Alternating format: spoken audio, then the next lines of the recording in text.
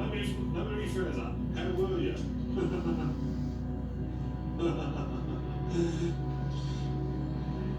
It's the 21st party where there's been a bit of an argument, and then what appears to be an offender in a brand new borer has driven onto the pavement and pushed a couple of them up in Moscow.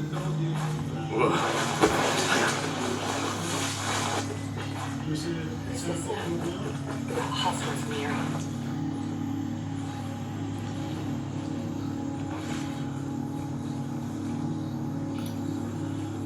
Located a bad guy over there. Detective Superintendent Kevin Duffy from the Force Major Incident Team now takes over the case. So, long story, but just to show me a couple of addresses on the incident. This large property. He was called John William Connolly. And he's the hirer. He's the hirer. He doesn't fit the description of the driver, but we strongly believe he knows who the offender is. He's given us an account. We've tried to support that account, and it's not been supported. He's been arrested, taken to the custody office, and unprompted, he said he's been doing it on behalf of somebody else. He's hired the car for somebody else. It would appear he's done that under some sort of coercion, or he's done it for Bastard! Engage him! Let one of them up! Enemy down. Area secured. Copy. That was terrible. When you look at his sources list, it's quite extensive. It's quite extensive in relation to the game. So, the full band on the connection there is to the music as well. The Force Measures team will take this on now, lock, stock and barrel, creating surveillance.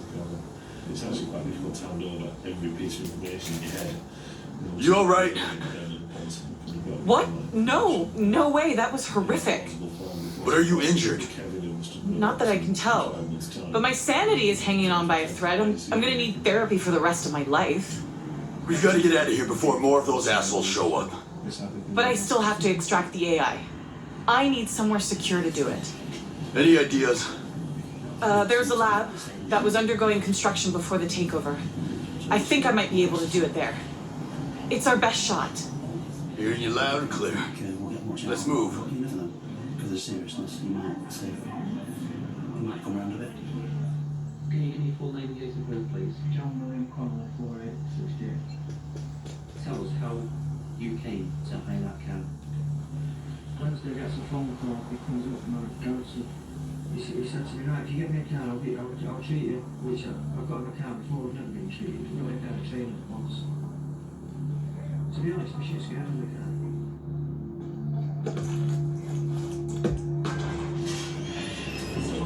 September 2004, National Cancer Awareness Day. That's What's with the grim look on your face? Is there something wrong with the AI? No, of course not. It's too quiet, you know? Like the eye of the storm. I don't trust it. You're worried about Ian Blake. Ever heard the saying about absolute power? You're thinking of him when they said it. I heard he uses the drones to spy on everyone. There are rumors that he's already used the intel to blackmail people. Squeezing people for cash? So he's sleazy. And he thinks small. Blake's a hood who pretends he's a security expert. You know? Put a bow tie on a pig. And this AI, it's a moneymaker. Who else would know how to steal it? My team. But they're scientists. Their motives are altruistic. They'd never. He's gonna go after them. He's gonna squeeze him until he gets what he wants. Oh my god. You're right. Oh my god, what have we done?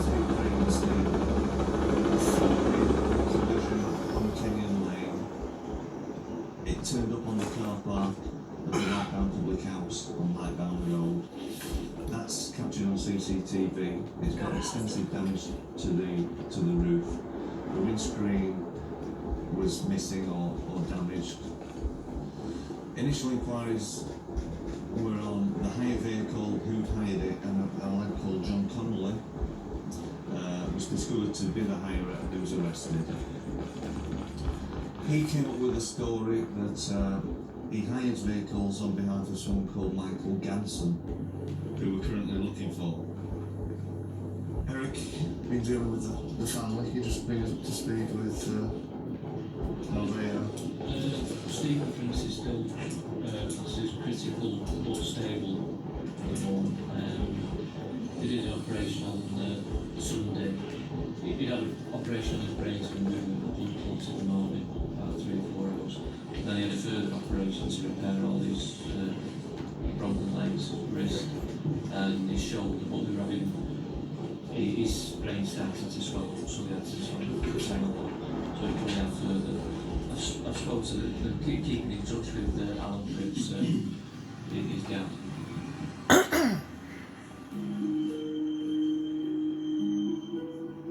What's our status? There's a problem. It's gonna take longer than I thought. But you can extract the AI. Yes, maybe. I think so. What are we gonna do about my team? Blake is an animal. If he thinks they know where we are, I don't even want to think about it. They're scientists. They don't do well with, violence. Leave Blake and the scientists to me. Just crack that AI. We're running out of time. I know of only one other person who could crack the AI in the time frame we need. Who? Grace Maddox. That's great. How do we contact that? No, it's complicated. Don't worry about it. I'll figure out the AI. Just He didn't wake up please at all. They were saying save it my would team. take 24 hours. Well, 24 hours came and went with no sedation. And he didn't wake up. And then 40 hours went and he still didn't wake up. And then 72 hours and he still didn't wake up. And I remembered how he was and the life. I'm thinking, if that's all he is, I don't want him to live. Because he wouldn't want that.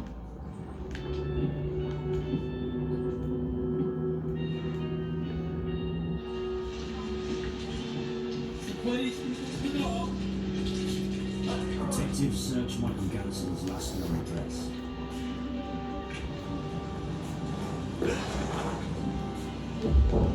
The what we're looking for is actually here. And so we're going to be executing search warrant anyway and see if there's any evidence in the house. How did you get out of this place?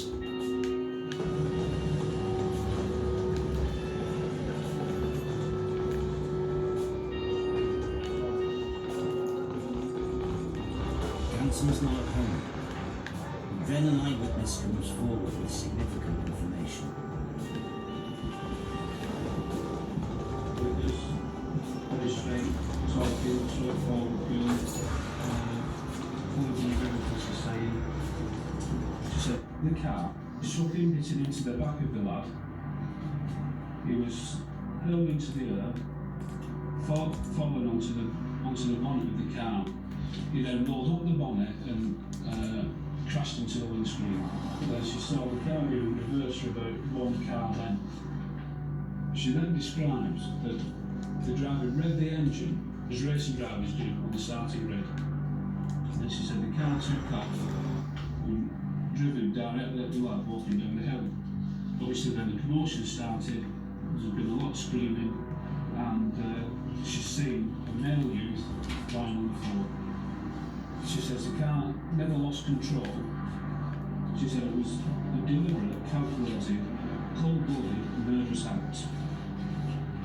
And I can only assume it was pre-planned. She said the driver never made any attempt to stop or remain at the scene. We'll just stop here because I think there's some information just coming in, but that's excellent that we've got the gist of it there. For that, if anyone's in any doubt as to murder that, well, that's it.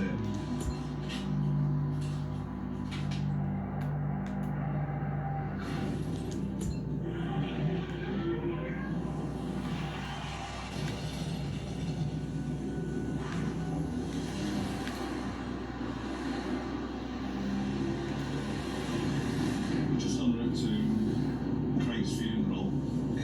it's normal practice that a member of the management team goes along to the funeral just to show the respects of, on behalf of the police and the investigation team, to offer any support to the family.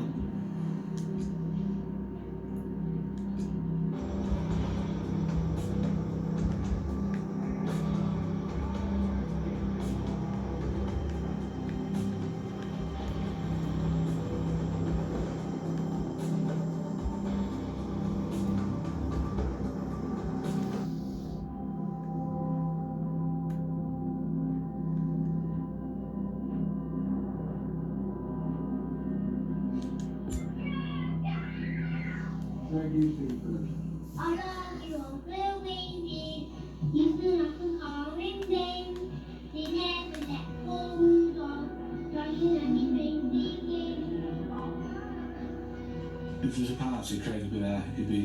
Everybody would be around him. Nobody won't be on his own. Fucking side There'll be missions, loads and Jesus. loads of people around him. He's like certain attraction with him.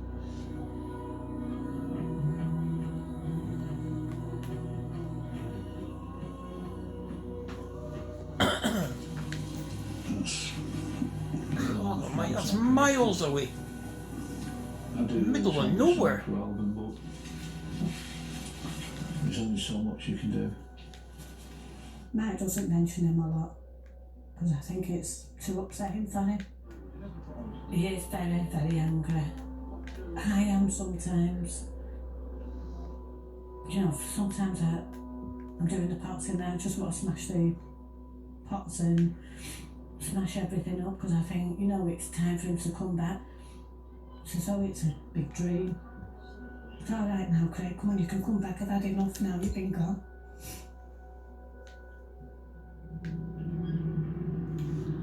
Oh, bollocks. The solicitor representing Michael Ganson's called the police. I'm looking for Michael Ganson at the moment, and I would like to speak to him. Regroup on me. Are you in contact with him? Right. It has been months of yes. Do you want to arrange a time now, or who?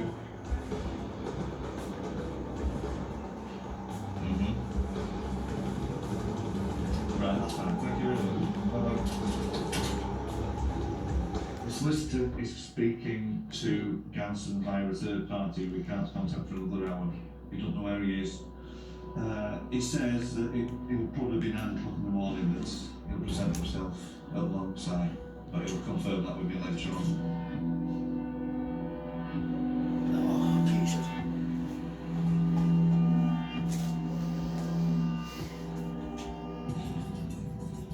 John.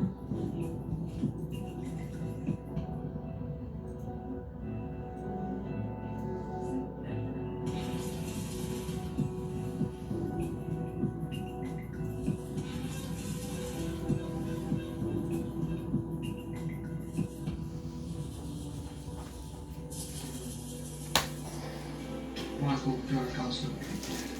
Just to confirm, obviously, that you don't have to say anything with me in defence if you do not mention the question or something which you later rely on come.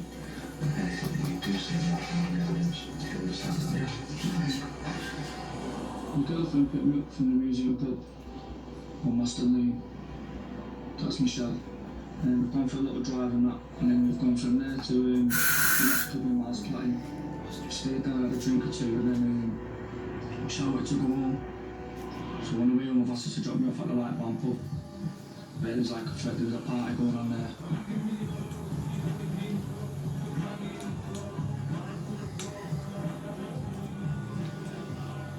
There was like people there who'd been having trouble through the week. There's a few of them, like who was with them, that one with a few kids. Just come over, thrown his weight about and we ended up having a fight. They've all been like crowding round, and obviously I was like kind of scared about the time because I didn't know what got the money from there.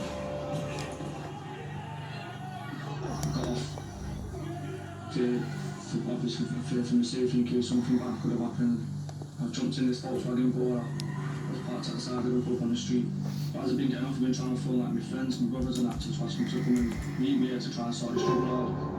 I've been looking through my window, I've seen them coming off the car park. But when I to the left and the right side, you can't see them, you know what I mean, unless they come in. I've just been looking through the rear view mirror. And I've seen my phone as well, that's it, you know, trying to phone my friend. It was like a rich lighter shot. I've never seen one in front of me. And so I've heard a bang. I've carried on still, in fear, not knowing what's going to happen and things. I was just scared. Just can't believe it's happening, innit? He was interviewed and he admits being the driver. He spoke about feeling threatened, he was afraid, jumping in his car, and the explanation for the driver against his telephone. So he was distracted. And looking at his vehicle, so he was distracted because he thought people were going to chase him. And he ran into his wheel accidentally. I don't believe that. I still think it was really right. What I'm trying to get my head around is to come up with a meaningful answer as to why it's happened. What's caused Ganson from being involved in a fight at the pub to getting his car entirely unscrewed? He talks about being on the phone as he drives down Kenyon Lane, and that's one of the main reasons why he didn't see his group. Is it possible that one of this group of 16-year-olds has actually taken his phone, and then he's come up with that story that he's on the phone, but actually he's not, and this is a result of him taking revenge and stealing his phone? The picture that's emerging to me is the fact that he's lost it, he's been involved in the fight, it's probably gone on for 10 minutes, he's going around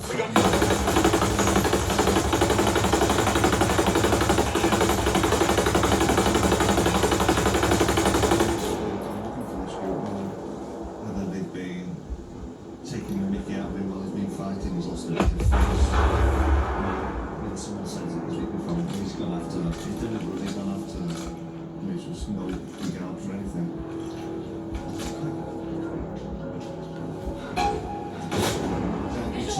He's ready to fire!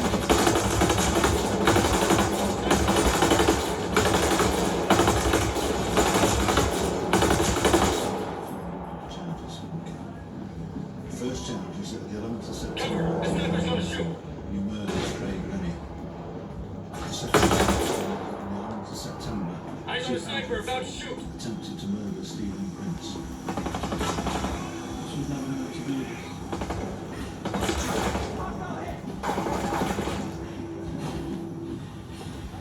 VIP strike is down.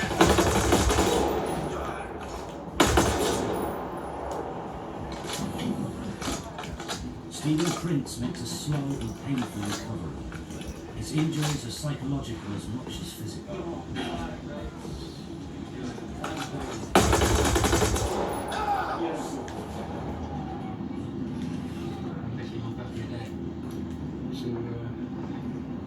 Let him come home with his team and then take him back at 9 o'clock, 9:30, back to the hospital. I should imagine probably a month. Sniper, sniper! I'm not sure. Wait and see. Talk to the doctor. That guy's I'm spotted. managing to get about. I don't sit down all the time. I'm stand up and walk around. I wouldn't say you walk. Every day with Stephen's different because some days he's good, some days he's bad. A lot of the time is, he talks rubbish. He swears now that he never used to swear. No, he was told us that may stop. He says things that are inappropriate all the time that you'd never think that Stephen would say. He's gonna be cheeky as well, so he's more Fuck! It's go time!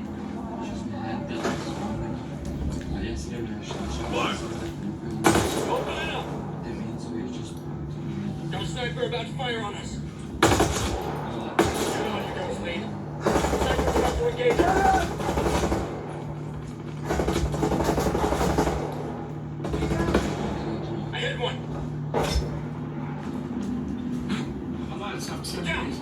sniper's about to fire.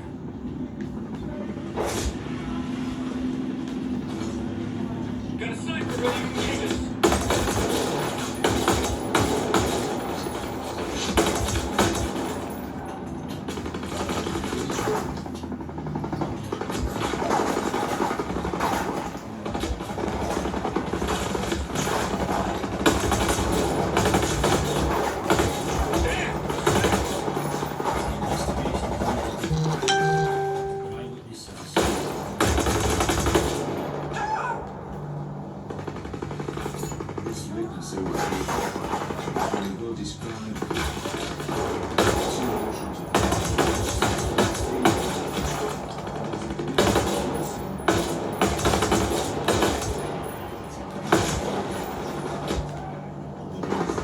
Interviewed on video last night her younger sister who was in the bedroom with her. She says, well, my older sister suffers from night blindness. So I don't know how she can actually see all this. You mentioned about this night blindness with your sister. Got a hostile position there. Okay, so just tell me a little bit more about night blindness. When she got to the age of 18, she had trouble seeing in the dark, and she went to the optician. For Christ's sake, where is this goddamn place? 11, 12. Over here. And she was like, well, what's that? And then we told her where it was, and said that she will go blind. So in those 2 to 3 years, she will be blind completely. Don't be afraid. Moving to your location. I'm looking for the director of the Natural Hazard Control Center in Good Hope Mountain. I heard he was spending time here. Who are you? You work for Skill? Skill and I have some common interests. Now where can I find the director? I'm not sure where he is. He lives on the south side of the Antares district, near Rigel Residences.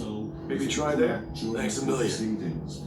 And she was our main witness. And at that stage we found out she was suffering from night blindness, and what she said had occurred hadn't. That could be catastrophic, and the whole case could have collapsed.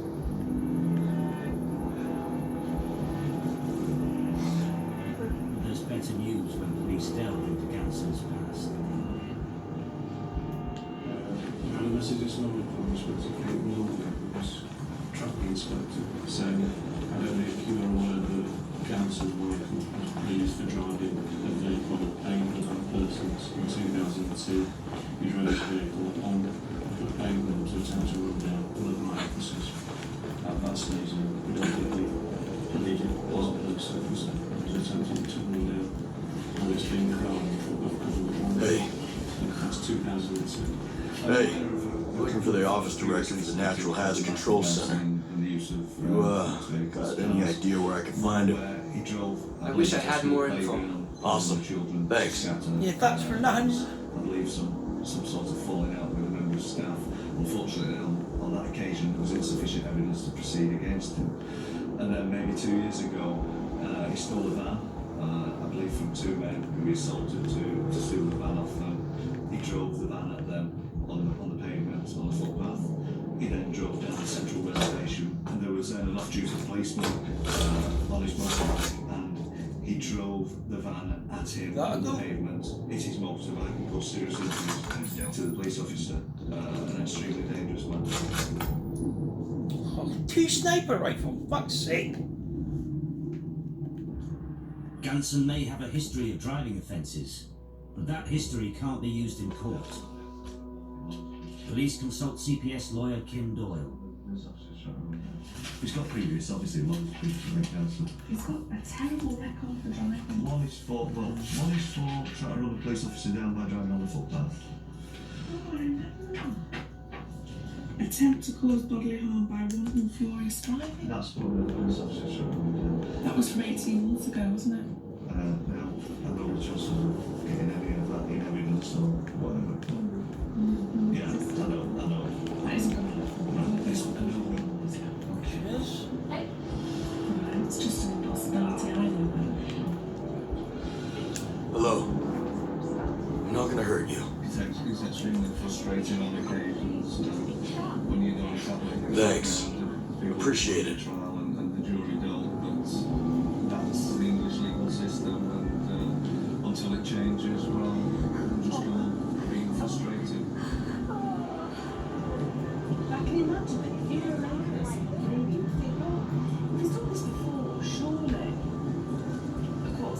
people to know that he's done things like that before. But the law basically says that you can't do it. So it's just something that we accept. And, you know, you get people who've been convicted previously of murder. They might do more murder. But you can't say to the court, well, he's done one, therefore he's more likely to do the other. Because the argument goes like this. If the prejudice is more than the probative value, you shouldn't admit it in evidence. And in cases like that, they will say, well, the jury are more likely to draw the conclusion that this person committed the offence because he's done it before. So... Just stop already. With Ganson's criminal record inadmissible, the team must redouble their efforts to make the case for murder. Kim Doyle meets DCI Russ Jackson. So the pub's here, where he's come from, and he's driving down here. What he says is the car veers off. Veers off because he's on the phone. What he's doing is I'm on the phone next end, the collision's happening. Everyone. That's it. No jumps to it. It's very misleading. Everyone has a cop in that stuff to scale and everything. You have to see it to believe it. Plan drawings and photograph all seem to tell you the pictures. Hi. Denyon Lane. I was wondering if you could help me. Trying to find the director of the Natural Hazard Control Center. I wish I had more info for you. Thanks. See you around. If he, as he said, he was being Right, seen, done. then it's about trying to prove logically outcome. The Crown's case is the manoeuvre. Right, let's get the fuck out of here. So, is the manoeuvre of a sufficient nature to suggest it was... What is up?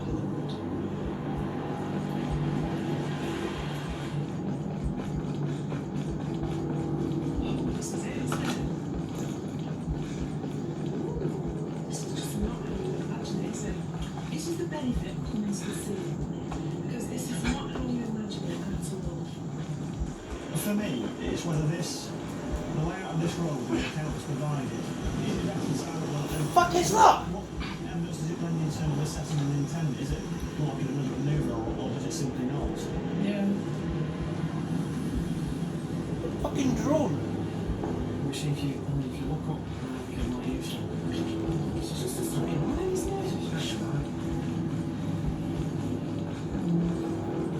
If he veered off, as he says he veered off, then he would have come almost in a straight line. I veered off around this, you know, and hit these people, and looking at this road and the layout and the way he would come, then that's appears on paper to be feasible. We've got to build in what we see here and the expert's evidence with the witnesses who were here on the night to decide, can we prove that what happened was a deliberate act on his part, or is his contention, his interview, that this was an accident? Okay, may well have been caused by dangerous driving on his part if he was using his telephone, but is this dangerous driving that's led to an unfortunate death of somebody who was on the roadside? And that's what we've got to balance. I mean, what I need to do now is go away and look at the statements, read the statements, and make a decision. If we can't prove murder, Talk to the man in the office director's house.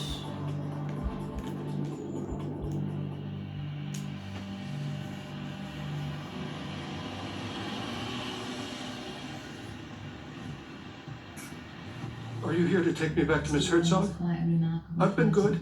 Really good. Are you the man in charge of the Natural Hazard Control Center? I didn't want to leave. Mark made me. He said I needed some time to rest. Mark. Is he the office director? Yes, Mark. It was his idea. But she's not a bad person. She taught me how to see myself as I really am. In a lot of ways, he's quite amazed me because I never thought he would be so willing to give himself as he is to a whole host of professionals and say, make me well. Is this about the back door? Don't worry about your little computer project. There is not one single This is thing about that you. somebody has suggested that he hasn't done. It's about your future. And he's just so It's about willing right to now. trust these people. But let's be reasonable. Make him well. We can talk. I think you get your energy levels up and your confidence and start going out to do something for yourself. And the rest will come. I'm sweating. You don't know how lucky you are.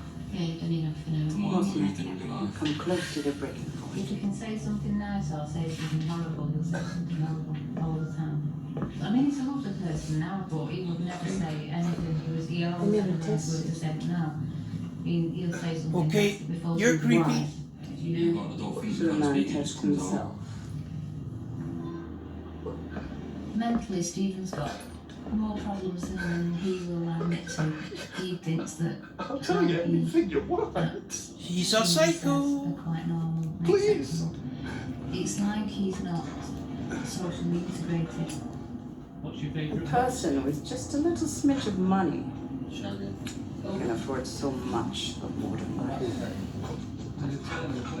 Conditioning, At one time you would realise what time and what place was there. television, Oh no. They don't know him. Don't like the sound of this? That's funny, that's quite amusing. But you it's can not get fun. food delivered right to your door. Just tell me what you want. Myself, because if I don't laugh, it's just, you just need to find some way of working it through. But it's about reteaching Stephen what he can say and where he can say it. As Ganson's trial approached, Kim Doyle was having serious doubts If about inside Murder. that soft, pudgy exterior there's any remnant of a man, because you look like a sack sewn from pasty skin and filled with shit, Jeez. I want to know how far you will bend before you break. It starts to wonder whether he might have the right charge or not. Bloody hell. My own view of this case is that we will need to I'm sorry she hurt you, some details, but I need to find the office director. He said he was going to the conference hall to give a speech or something. Please tell Ilsa that I've been cooperative. You just stay here. Get some rest. I'll be good. I'll be good. Man up. Jesus. I don't want to go to Stephen and Craig's parents and tell them that I've accepted a lesser plea to causing death by dangerous driving. They should probably be convicted of the count of murder. Determined to prove murder, Kevin Duffy reviews the case with the accident investigator, Mark Little.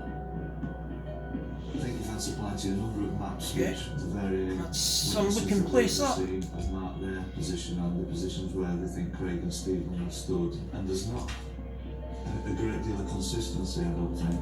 One witness places them where we initially thought, just in the butcher, rather than on the parents. Another witness places them quite a bit further down.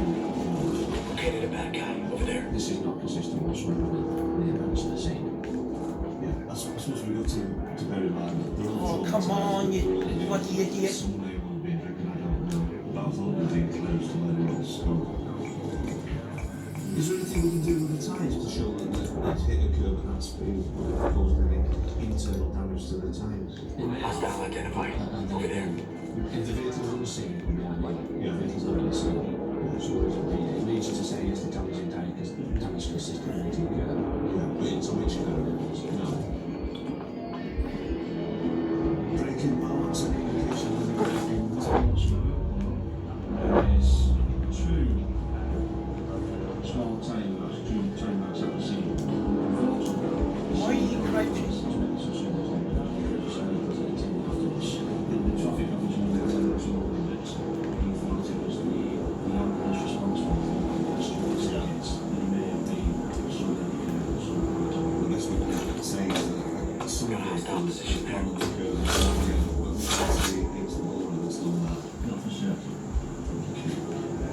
It's not something we can base anything on, unfortunately. No.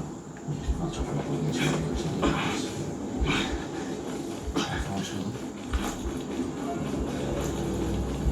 The case isn't strong. Then there's an unexpected and critical development. The law restricting the use of Ganson's criminal record is changed.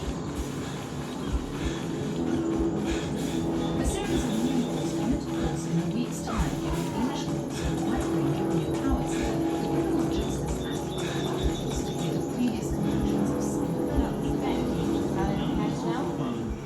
Juries will be told much more or got an accused person's previous criminal record. So you're a bad character. From our point of view, this is a fantastic development. I mean, to come in the middle of a case like this, she was just great, really. This legislation allows the court to hear about information that paints the picture of the kind of person that you're dealing with. The law before said you shouldn't do that because if you do it, people will make assumptions. But if you've done something in the past, then you've got to this case. But what the law seems to be saying now is that you can trust juries with Greetings, stranger. They will make a judgment. I'm looking for the director of the Natural Hazard Control Center in Good Hope Mountain. I heard he lives in Rigel Residences. Now you know it all. I appreciate it. Don't tell them Goodbye. when a man's just been convicted. Really? Of murder. Oh, well, actually, he's been convicted of murder before in exactly the same circumstances. Let them know before and let them make informed judgments about those facts.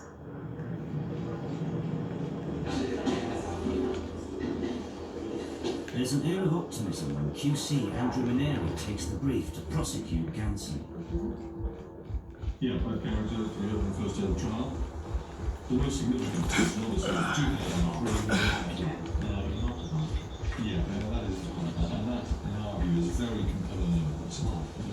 In relation to that, we put in a skeleton argument and we've had the response from the defence. And they're strong. They accept that it's relevant. And they say, one past conviction tantamount to a well, it can do. Weird. As I said previously, before the law changed, strikingly similar. And I'd be very disappointed indeed if we did not succeed in getting that evidence in. I would be extremely disappointed. It's so obvious that this is the kind of case which was designed to deal with. This part of the criminal sector's meaning this one. Well, I agree. It's a very powerful evidence indeed. And it goes right to the heart of the main issue of this case, whether it was deliberate or accidental.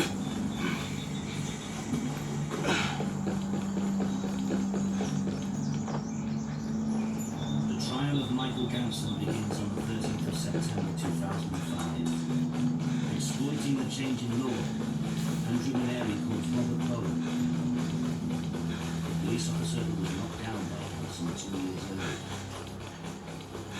Right. Early in the morning on Sunday the 18th of August 2002, do you remember? At some stage, was there an incident involving a collision between a vehicle and your home? Yes, there was. What vehicle? Up here. Driving in and out of the trees on Central Reservation. I was stationary sitting on the bike. I then saw the escort ran out the footpath. How much of the escort? All of it came on the footpath straight towards me. What did you do then? I started to try and push the bike in the space between the Volvo and the Persian. This is an intel gold mine. Were you able to get back into the space? No, I was about half away before I was struck by the vehicle. What happened to you then? The bike was knocked backwards. I was going up to the left-hand side and hit the wall of the house adjacent. I know somebody really could capture in about 2 minutes. Thank you, Mr. Rowe. Mr. Maneri then prepares to cross-examine Ganson. I think his defence is going to be, I can't really say what happened, because of a mixture of getting beaten up and suffering concussion and drink. I really can't remember what happened, who I hit, when I hit them. And even our motive, isn't a great motive, is it, for running, driving a car as a whole group of kids. That's where it's not just one that can't be pretty conviction of it. That's why it supports you in the theory that this guy doesn't take you very Move to my location. Absolutely. And it's assumed that this group is the same group, and as it turns out, it wasn't the same group. Was it?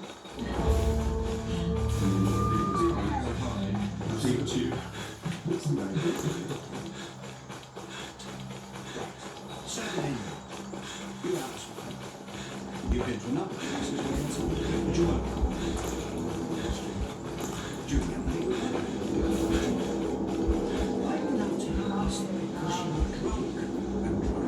That might explain. I wasn't drunk. I would have obviously seen people who were on the road. I'd have been more alert than I was on that night.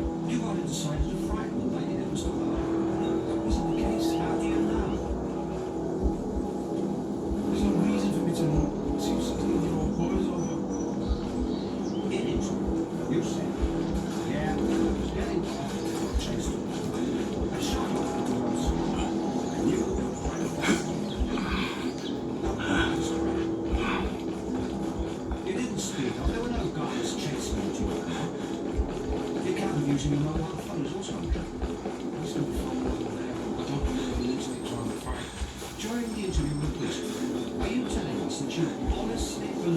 Did you have the mobile phone in your car?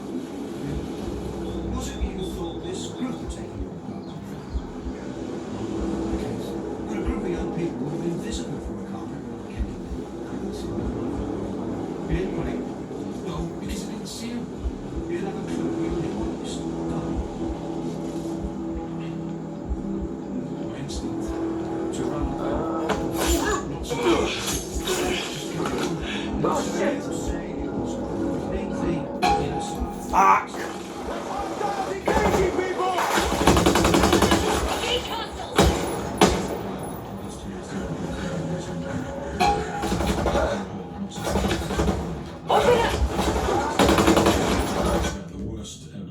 Oh, what you doing?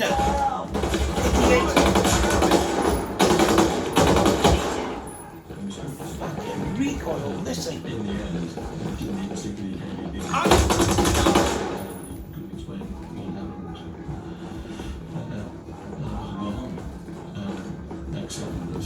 You're going down, you sorry mother! I fell down. He hasn't got himself any veins at all. On the 12th day of Hell was that?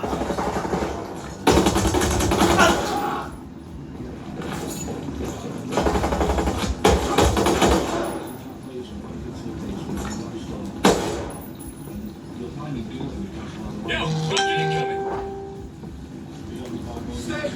Stay.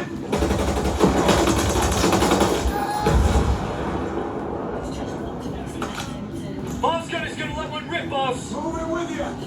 Let's roll. Hit him. Roger. Target hit.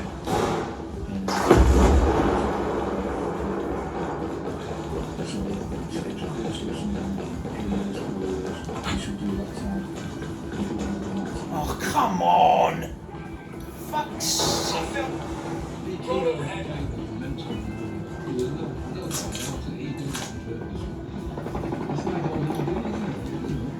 Okay, the bad guy.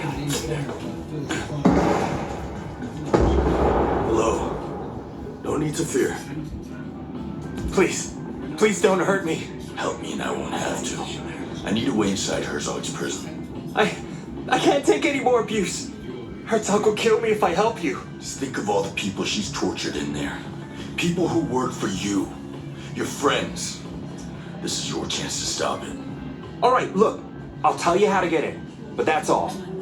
After this, you're on your own. And that's all I'm asking for. Okay. First, you need to sever the optic cable in the annex building. Okay. Next, you'll need to create a new ID to get past security. There's a biometric scanner in the control room. You'll have to scan your hand there. Once you do that, you'll have to hack the antenna on the rooftop and send the new ID to the prison servers. Then, and only then, will you be able to get into the prison. Thanks, stranger.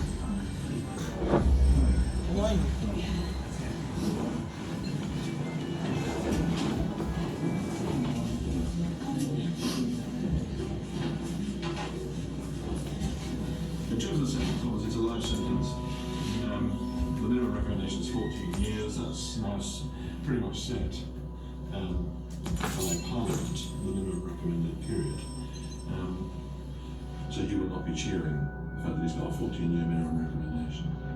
He has a pretty uncertain future now.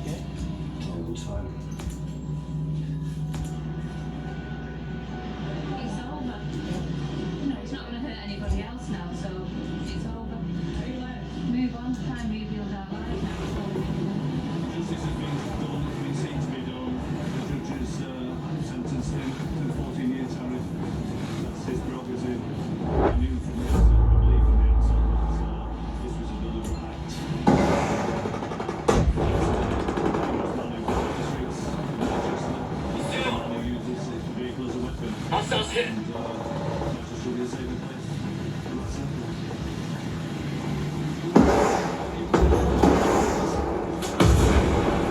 The hell?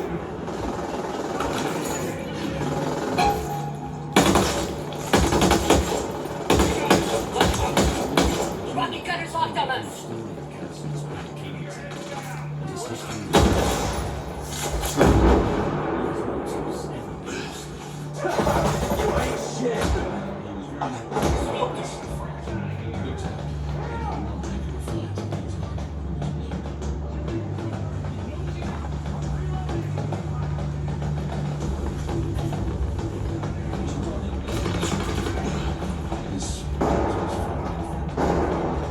Enemy down. Moving! Finding cover!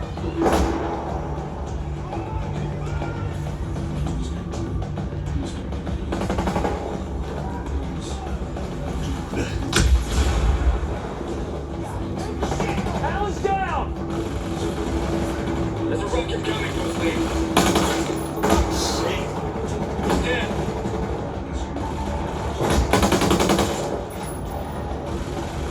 Shot one of them.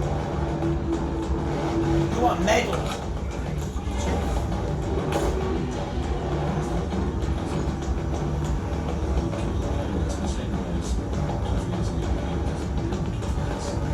Got a rocket incoming!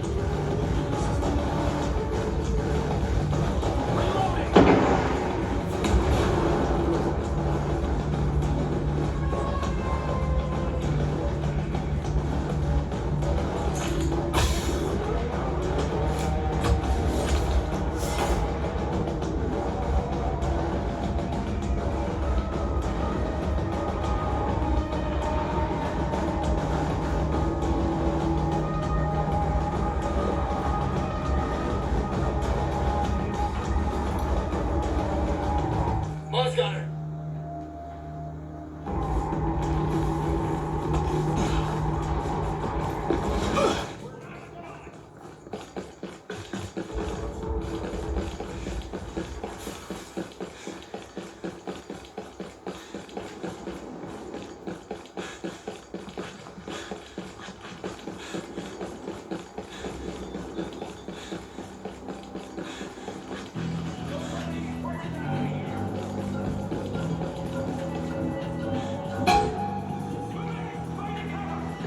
Time to earn our money! Belly on me. That day, boss. Incoming rocket.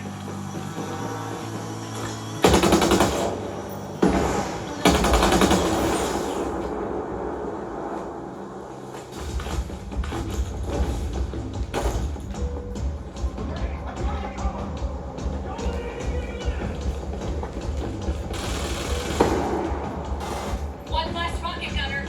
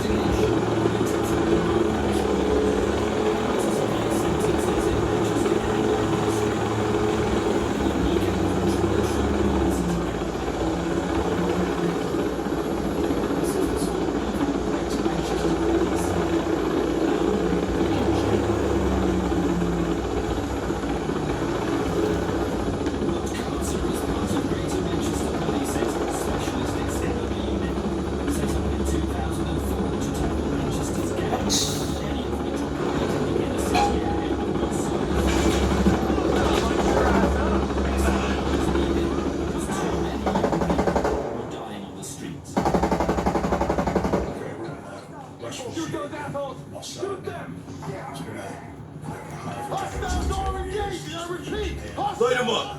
Time to earn our money.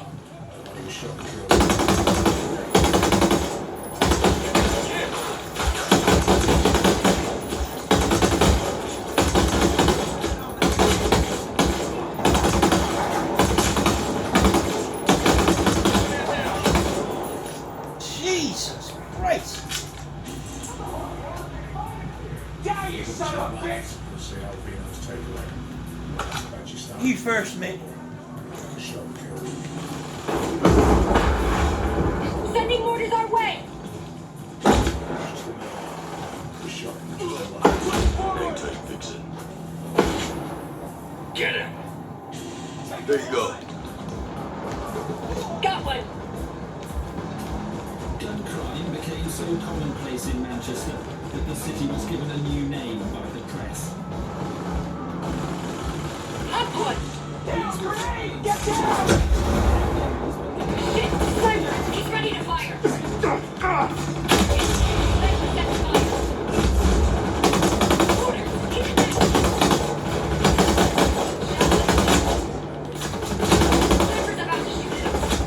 Get the fuck out the way, will you? Jesus!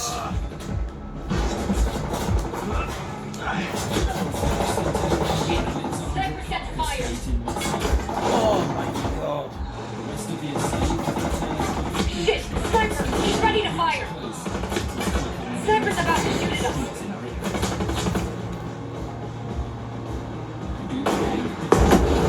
Man is hit!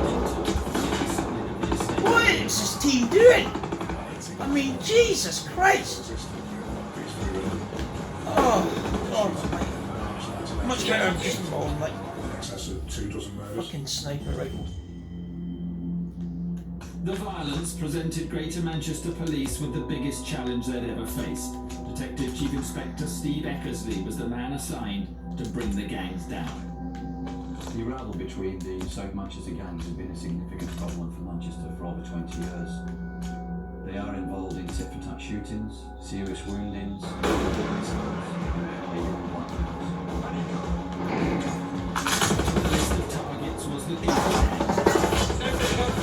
Oh my god. Under siege. Gangs and self-styled generals. They are involved in criminal use of firearms, gang homicides, and the distribution of The fuck is he?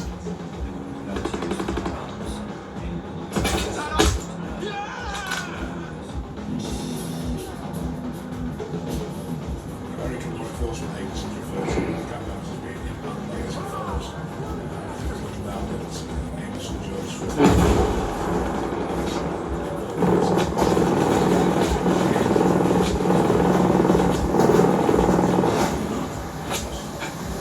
Get them, goddammit! You're good.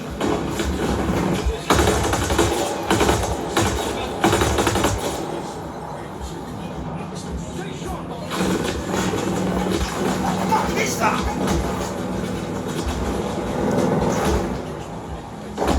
Oh my god.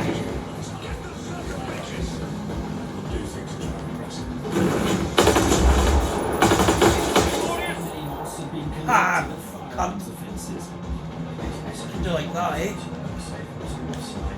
For God's sake. Hang on, Fury. I'm tired Hold coming it. here. You're set. Appreciate that, boss.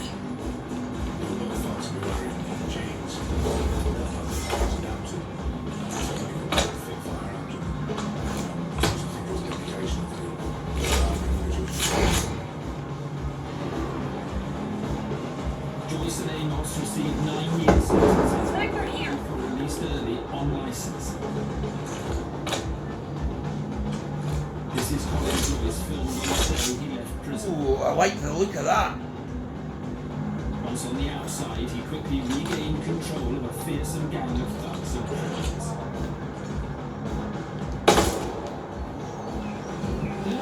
I've got that one before. This is never before seen footage taken at a party attended by members of the Goop Gang. Though Joyce and Amos weren't present, their key lieutenants were.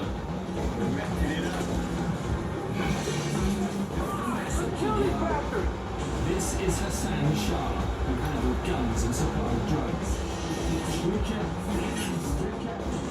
This is Jamaican-born Ricardo Rick Dog Williams, who was prepared to commit murder. And this is his brother, Narada Williams, known as Yardi, who's also ready to kill for the gang.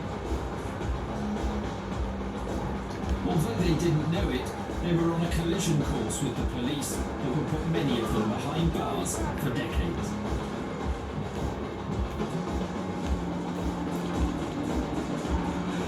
In the world of the Gooch Gang, respect was demanded, and even the perception of being close to a rival gang could have deadly consequences.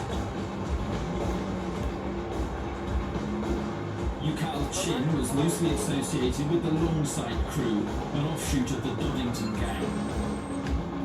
But it was enough to make him an enemy of the Gooch. Yukal would be gunned down in a merciless attack. In the hospital bed, with blood all over his clothes. That's the last thing seen of him.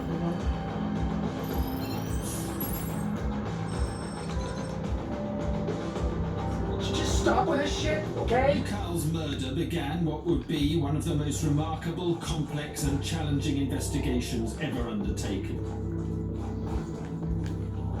Until recently, Yukal's killers may well have gone undetected, but dramatic advances in investigative techniques will enable police to hunt them down and take them to task. The case would rely on high-tech surveillance, DNA profiling, ballistic expertise, and complex evidence from CCTV. This is the exact spot where the fatal shots were discharged, and the actual point of where the murder took place has been called. Knock it off, okay? Hi. No need to be afraid. Can you give me your 2 cents on this? I swear that's everything I know. Thanks. Much obliged. Joyce and Lee Amos were the leaders of the Gooch Gang, one of the most violent gangs Manchester has ever known. They were major players in a city famous for its gun crime, and police believed they had a score to settle. In 2002, Lee Amos's brother Stephen was killed by members of the Longside crew, a faction of the Doddington Gang. And investigators believed that both Joyce and Amos had vowed to avenge Stephen's death. Yukal Chin would be the first victim. Father of 2 young children, Yukal was loosely associated with the Longside crew, but he was trying to move away from gang activity and turn his life around. He didn't get the chance. Just before 7 p.m. on Friday, the 15th of June 2007, Yukal Chin was driving when all began towards the city centre on Mountain Road Longside. Seconds after he passed through the junction with Dickinson Road, a silver Audi S8 I need you at my location. He discharged 7 shots into the road down.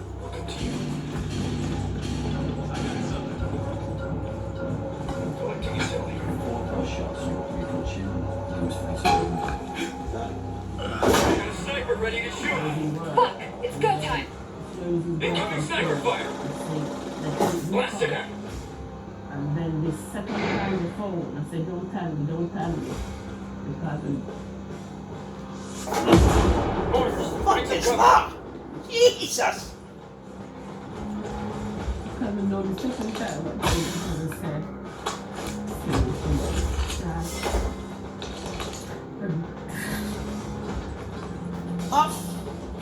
Up.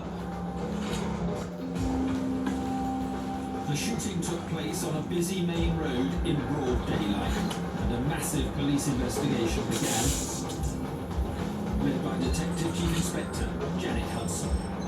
We had no witnesses who'd seen the identity of the person who pulled the trigger or the driver. We didn't get the full registration in the vehicle. Oh yeah, I see. We didn't recover the gun from this incident. So when you start to break it down to how am I going to detect this job, it's very difficult.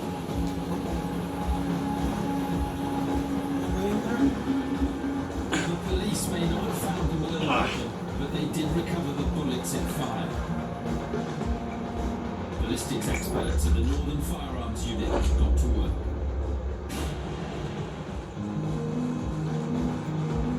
Seven bullets were pulled from the scene, which 4 were determined to have hit Recon 2. Experts suspected that the bullets had been fired from a Russian-made Baikal pistol. In order to confirm this, they test-fired a similar weapon.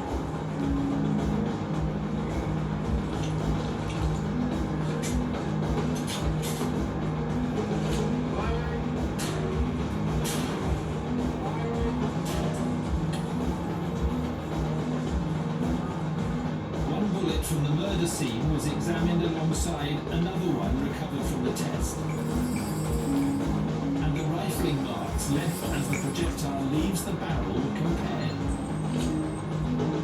They matched completely. It's confirmed that the rifle marks were Oh, from great. Where's my team?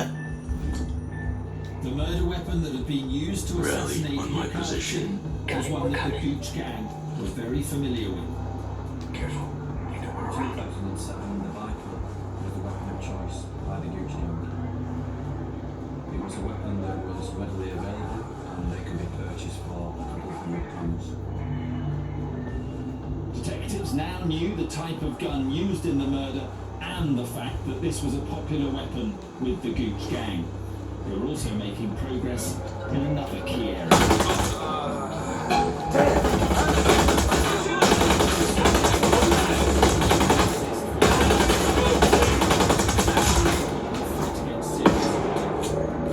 Oh, great. Here we go.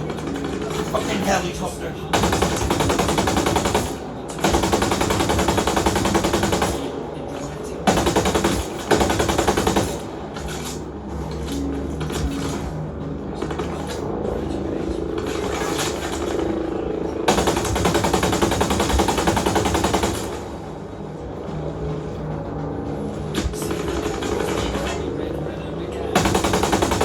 Get out the way! Jesus! Fucking hell! Dickhead!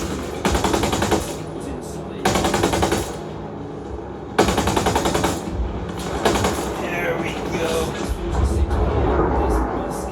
Picks up them again. As the footage continues, the silver Audi appears. Just a few other vehicles separate the two cars. We are now on a countdown to murder. The silver Audi was probably looking for Jim back to carry out. Incoming. Minutes later, the CCTV camera clearly shows the Audi directly behind the McGann. In just a few seconds, you can chip the dead. Amazingly, the point at which both vehicles were alongside each other. Tuesday. CCTV cameras just across the road there, and the actual point of where the murder took place has been called from. It's all done. Here you can clearly see the silver Audi draw directly parallel with Hurry the up. McGann. And it was now that the occupants opened fire. Recon's car finally came to an appearance of traffic. Hostile down.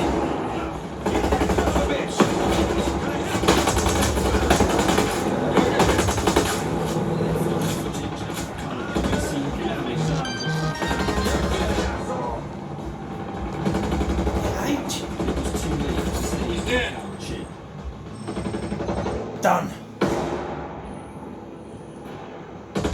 Hostiles hit. I think it's been Hostile down. Mum was trying to wake him up and like you can't wake him up, but she was still shaking and the doctors were like he's not getting up, and that was the last time seeing him. UCAL's killers had raced away from the scene of the attack, but CCTV cameras were once again able to track the vehicle. We knew Where is which way this the car vehicle been had at, gone following the shooting from witnesses. We picked up snippets of the vehicle and were eventually able to plot it right across Manchester city centre, right the way up into Cheetham Hill for about 30 minutes. At this point, the car disappeared from sight, and police believe it was probably taken to a breaker's yard and scrapped. However, there was an important breakthrough. A member of the public wrote down part of the car registration number, which was absolutely vital for us, because using the police national database for vehicles, we were able to confirm the registration number of that vehicle. Get to my position. Police National Computer, or PNC as it's commonly referred to, has become a crucial online aid to criminal investigations. Advances in technology now allow police to search for vehicles. Oh, it's fun! Used in the attack. It's your drink water pumps. Look around.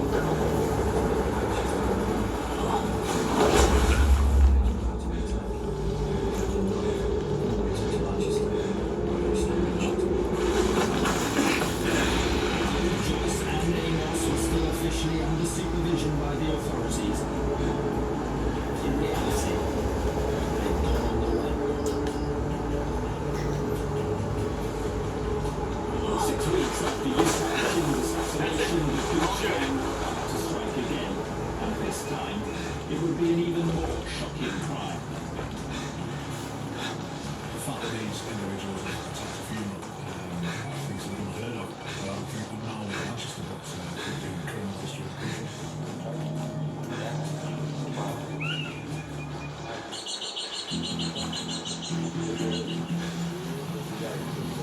Yukao Chin was shot and killed in June 2007 as he drove his car through the streets of Manchester. 6 weeks later, his family finally got to bury him, and in the evening, people began gathering outside Yukao's house for a wake, which would itself end in death. Among the mourners were several members of the Longsight Crew and Doddington gangs. Colin Joyce and Lee Amos, the leaders of their bitter enemies, the Gooch gang, knew they were there. I don't think there was any doubt that both Lee Amos and Colin Joyce hated members of the LSC in Doddington and those opposed to the Gooch. And the fact that there were 80 to 90 people gathering in such a small location here, amongst which there would have been several gang members, was too much of a target for them to miss. Just before midnight, the Gooch gang made their move. 2 to 3 vehicles came off in this direction and came towards the junction here, where they stopped and shots were discharged into the group of people. There was people outside screaming and they was pushing each other to come in the house, and they said, "They shoot Tyrone." I said, "No, not Tyrone, not Tyrone."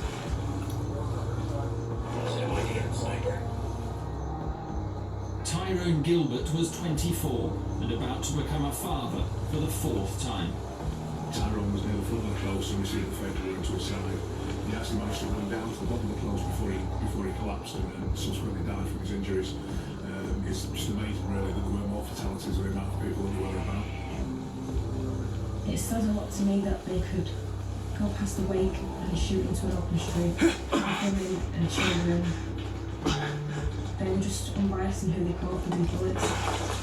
It's just a case of, I think it comes down to they've got no self-respect, so they have no respect for life. What are you doing? Jesus! They have no value on life, so... Oh my God. Detectives now had a second drive-by shooting to investigate. And they needed to move quickly to prevent any more bloodshed. CCTV evidence would again prove vital. It showed the murder vehicles moving into position on the night of the shooting. You can only imagine what the adrenaline must have been like in those cars as they came on to attack the funeral, knowing what they were going to do. The vehicles used in the murder included a Honda Legend and a blue Audi S4. Intelligence proved that both Lee Amos and Colin Joyce were together in the blue Audi at the time of the murder of Tyrone Gilbert. Both vehicles fled the scene and the Audi was never seen again. But police did recover the Honda Legend. It had been abandoned 2.5 miles away in Burnage.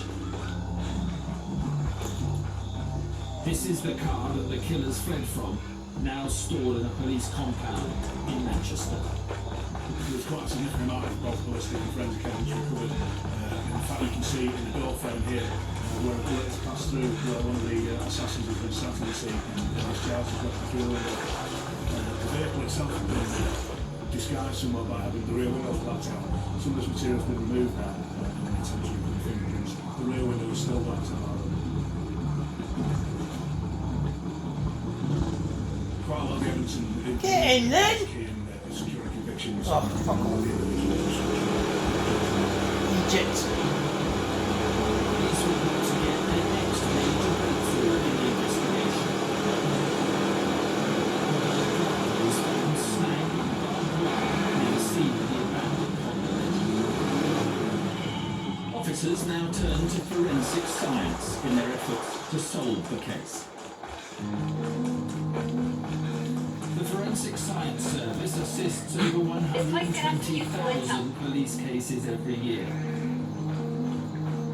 Often this is a forensic scientist working diligently out of the spotlight who provides the crucial pieces of evidence in an investigation.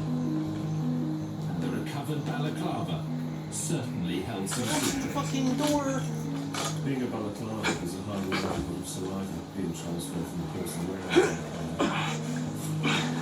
The testing process of saliva using a test paper which will change colour from white to blue.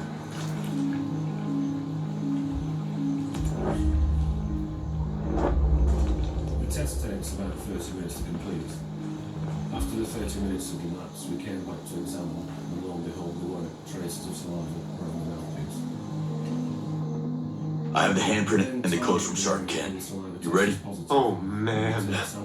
This isn't gonna happen without you, Carl. Your friends need you. Yeah. Yeah. Okay. I'll get some transport. Your friends and I will meet you outside the prison. And Carl? Yeah? You'll do fine.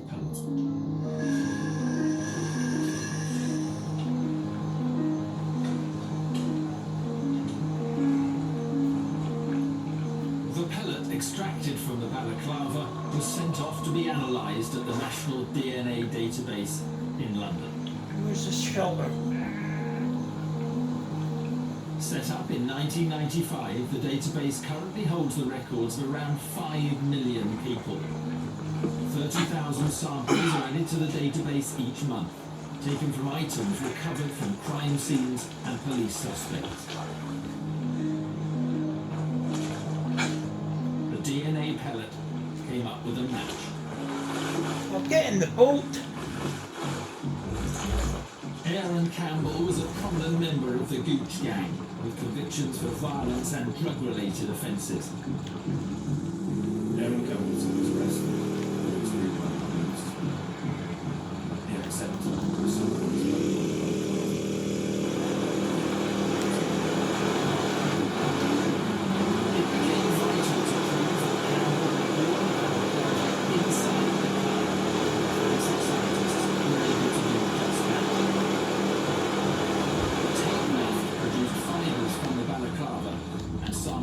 also lifted from the car.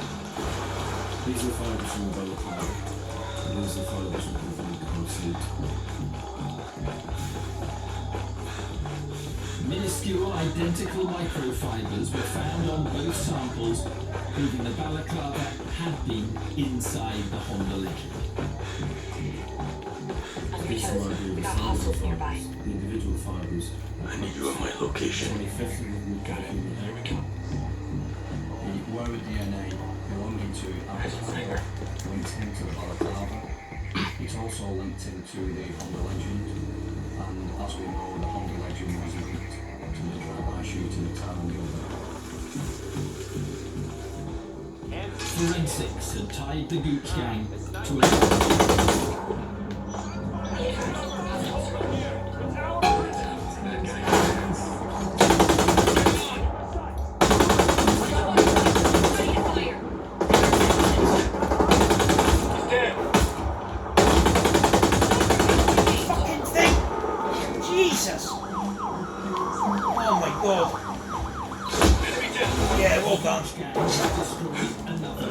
Fucking drones.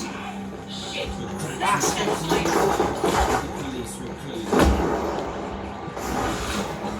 ballistics experts were about to add to the weight of evidence mounting up.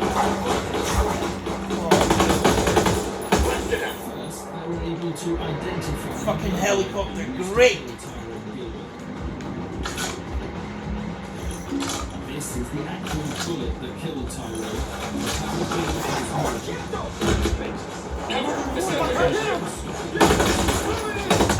This gun is awful!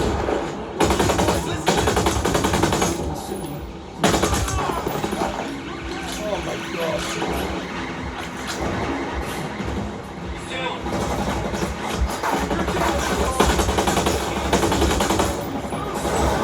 Jesus Christ!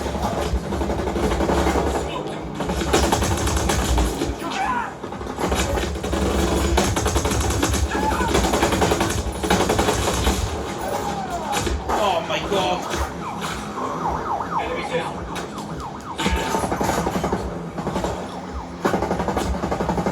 Fucking no bullets!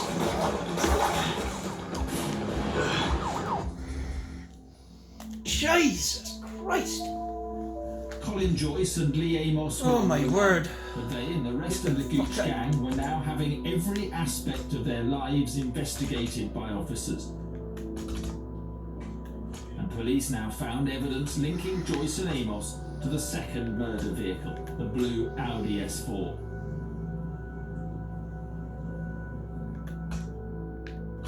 An exhaustive search had led to the discovery of a logbook at a garage in Stockport containing the registration of the blue Audi.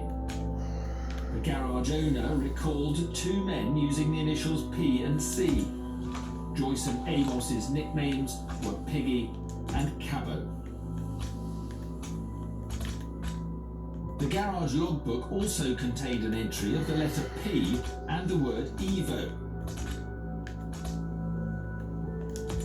And police had surveillance footage of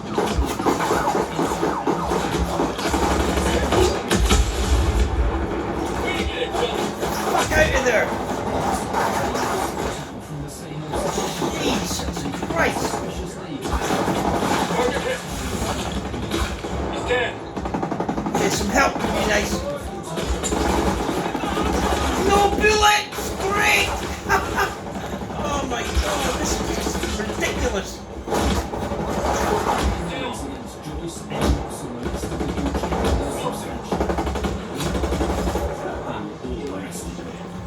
Oh my god, this is unreal.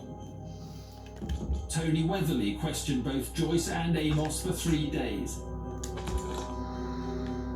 He cannot be identified as A gun with bullets would be nice here. Colin Joyce, he came on as a very chatty, very affable person and very charming to be with.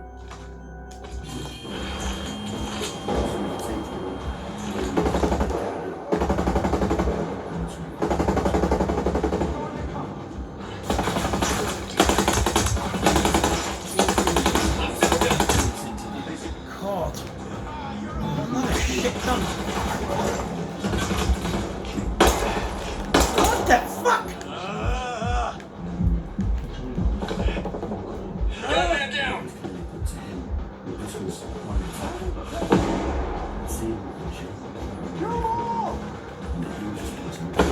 I got this asshole! I got him! Let's sit down. How you like that shit? Fucking asshole. Shooting. I got him in here.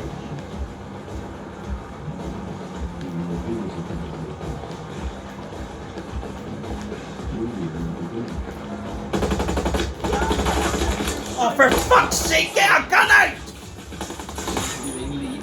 Oh my god.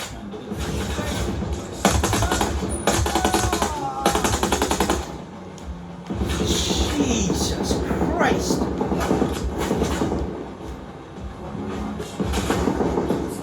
I'll sit now.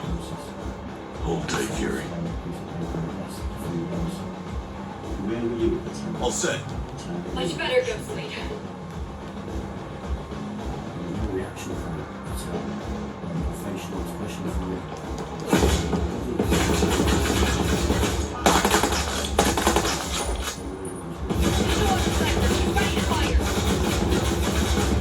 fuck is that? He had brother, Stephen, who was shot and murdered. He actually went home.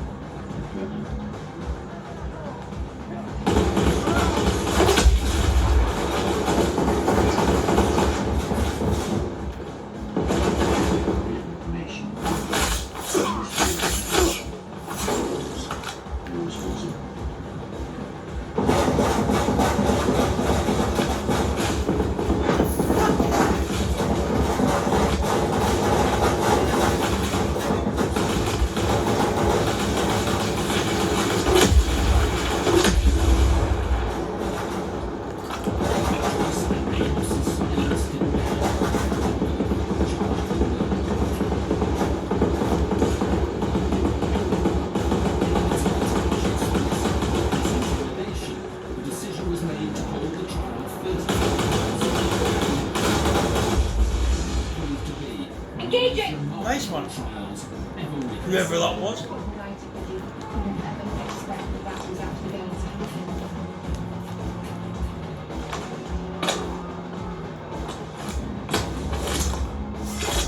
Joyce, Lee Amos and 9 other members of the Gooch gang were now awaiting trial for offences ranging from firearms possession to murder. And ensuring their convictions would, in itself, be a complex challenge. That's because convictions won't be possible without witnesses, and witnesses indeed.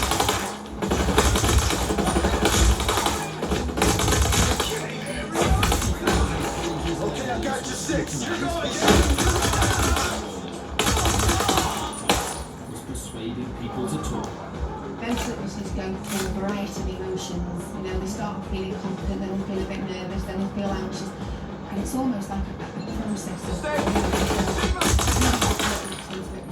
Nice, Ghost Lead! ...throughout this trial, and that we would be there basically 24 hours a day. Support ranged from going for tea with them, sitting with them, to full protected status where their identities changed and they all moved away. Whatever it was that they needed to help them through that stage. This group of people had already killed 2 people. And we can't lose sight of that and protect them with everything. The most important witnesses were those who were closest to the gang. We heard evidence from people who've been associated with the gang members for a period of 4 years. Some of them admitted their own criminality, the fact that they were engaged in gang activity, drug dealing, possession of firearms.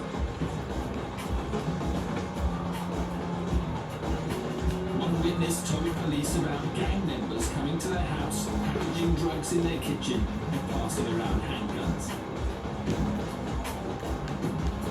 Another told how they had been asked to store a Honda Legend car in their garage in the days leading up to Tyrone Gilbert's murder.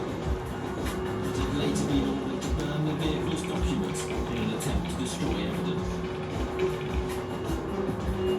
I think for some of these witnesses, what they did was life-changing. Some of the witnesses were stuck in a cycle of crime in which they were being used by the gang members and they couldn't get out of that cycle. The threat of witness intimidation was very real.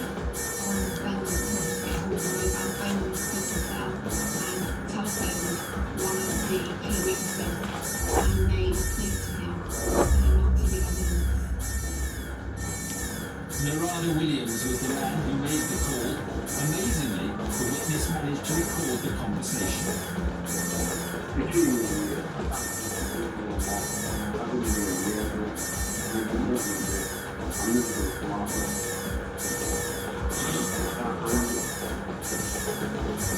He was obviously shaken up by it because he believed that they knew where he was.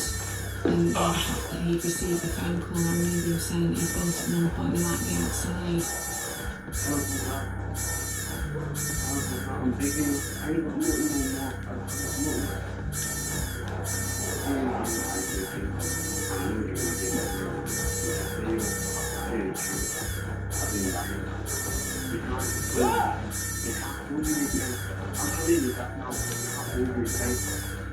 Well, you can write it because you couldn't ever expect that that was actually going to happen. since, but I got through it. My name's Nomad. I'm here to rescue you. This is a jailbreak? Yeah. Carl Chisholm is waiting outside, ready to take all of you to safety. Carl? Carl's here? He is. Now come on.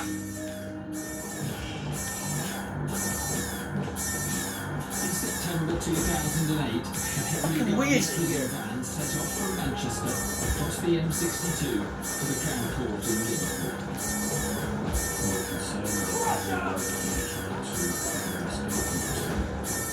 That's why I introduced the high security and What the hell's away?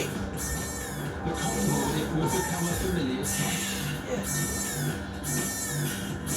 The trial was to be the longest and the largest in the history of Greater Manchester Police. The trial itself was Push him back! Now where? All good.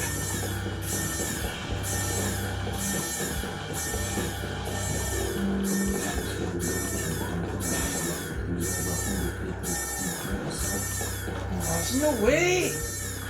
Not that way. Get out of my hair, please.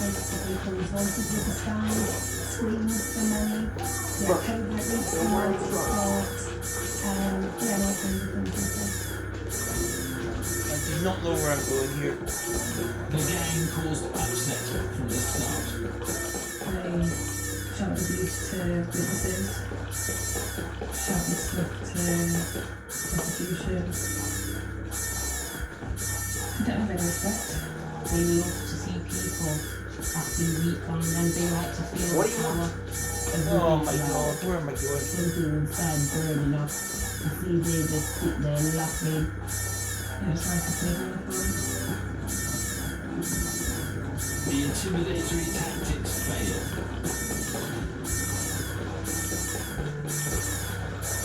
I went into the court Look, I don't want any trouble. and the tension was happening.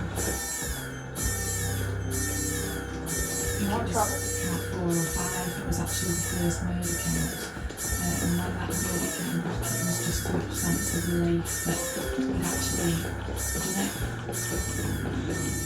I recall looking at Joyce the second murder verdict was returned, answering now the words I have now. Pride. I have no idea where I'm here. Totally lost. Moments where I thought I was going to get it off. Colin Joyce was convicted of both murders. Lee Amos was convicted of Tyrone Gilbert's murder, but the jury failed to reach a verdict about his alleged involvement in the killing of Buchanan Chin. Aaron Campbell, Amanda Williams, and Ricardo Williams were convicted of Tyrone Gilbert's murder, attempted murder, as well as drug dealing and gun possession. The other 6 members of the gang were convicted of various drug dealing and gun possession charges. Please leave me alone. Where the fuck you go? Sentences for Amos and Joyce's lieutenants totaled a minimum of 146 years. Finally, Lee Amos was handed a minimum sentence of 35 years. And Colin Joyce was told he would spend at least the next 39 years of his life behind bars.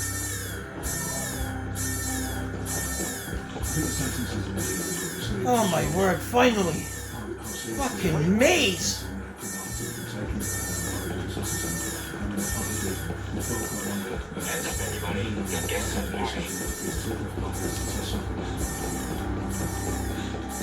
So long were the sentences, the Greater Manchester Police went to extraordinary lengths to publicise them.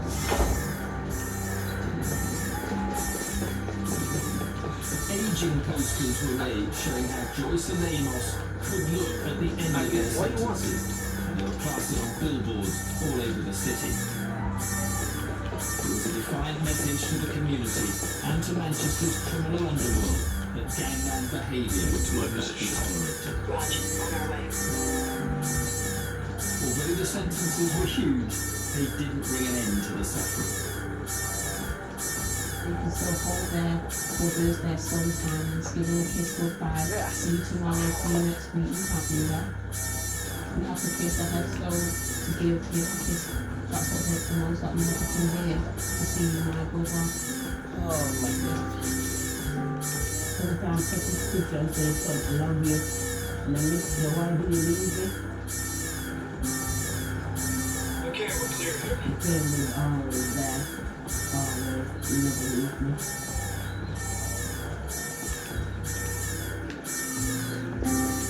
I'm busy for now.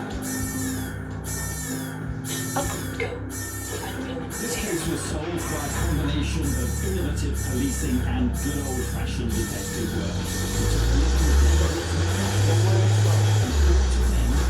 lawlessness, which hopefully Manchester will never see again.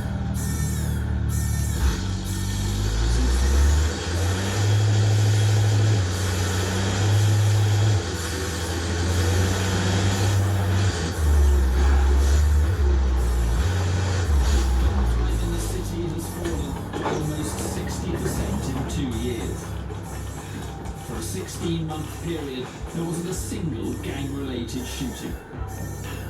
But for officers like Rod Carter, the fight goes on. How'd you get down there, for fuck's sake? Ridiculous. Oh my God, honestly. The anti-gang unit, working with the help of the community, continues to tackle gang activity, taking guns and drugs off the streets. It's definitely felt safer. It feels slowing down to the security now. Leave you alone, what are you on The about? whole problem hasn't gone away. There's always younger boys that are going to wife fill on their shoes. Oh my There's definitely God. been a change. Despite all the negative press messages received over the years, being referred to as Manchester because of gang violence, I can't forget that it's the South Manchester and the South Central Valley, and individuals such as Joyce and Amos come up very, very frequently. And I don't think the city's ever seen the likes of them before, and hopefully they won't again. Leave me alone. What do you want? Joyce and Amos have decided that they were now invincible. What we were able to show was that the community would piece together for a far bigger gang than they were.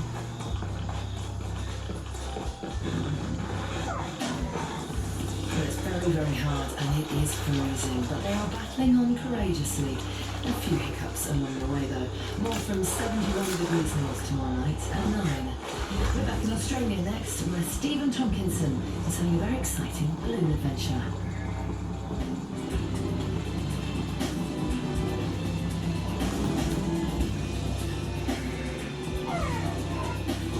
You getting in there, Rick?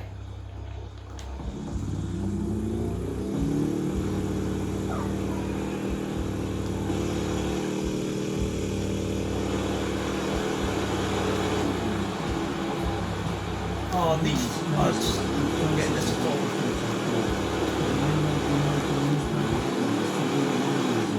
Get in the boat! Please leave me alone. You have to go in your face. You're going to open up the door. No worry, but even if it's glass is bulletproof, and you know it's bulletproof. I can't believe this. You're not going to shut your light. You people. I'm busy. Oh God. Paul Ferris, Frankie Fraser, and Walter Morgan, who have inspired fear and respect in equal measure for decades. Yeah, because I was vanquish. In this new series, some of Britain's most infamous and influential characters have agreed to go on camera and tell it how it was and is. I'm sorry.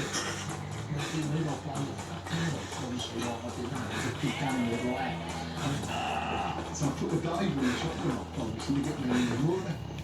And after I got me in the water, I waited 2 seconds and I took the dive from the front door. And I slammed the front door behind us. I got in the brick hole. That's when the bullets all come through the front door.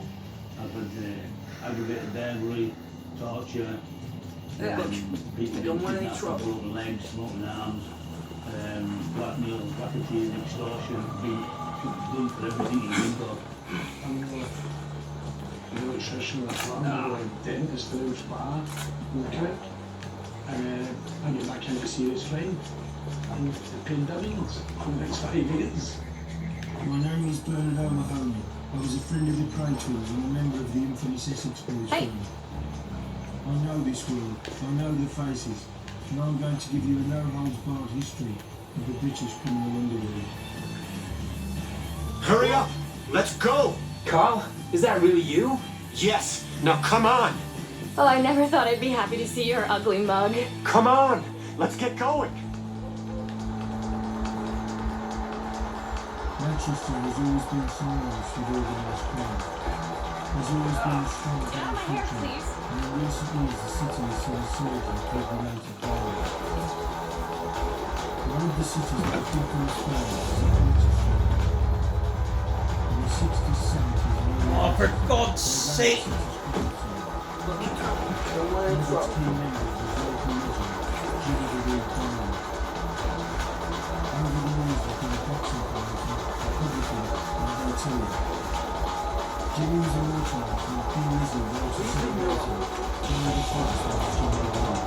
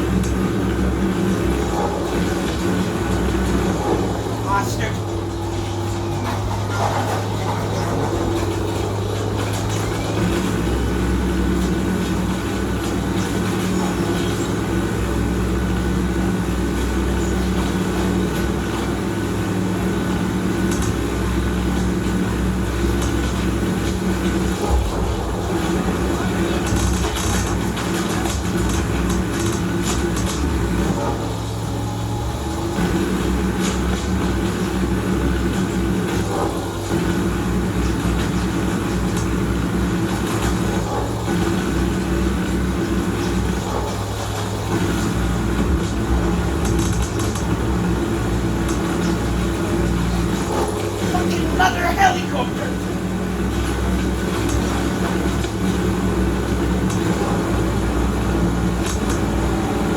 Bastard!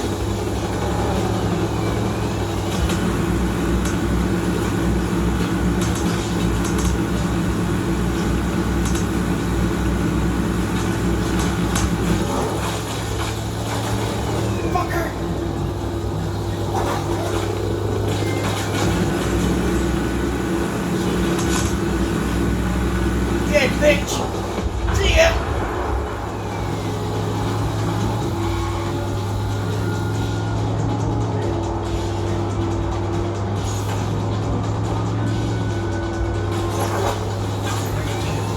Oh, another one, surely!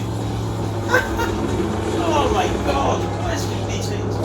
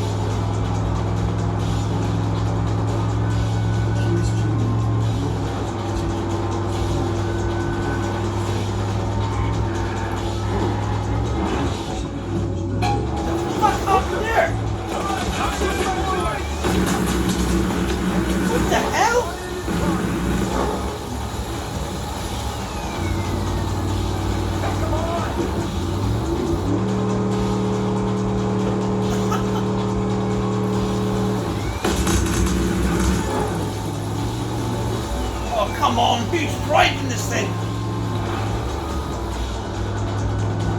Stevie fucking Wonder.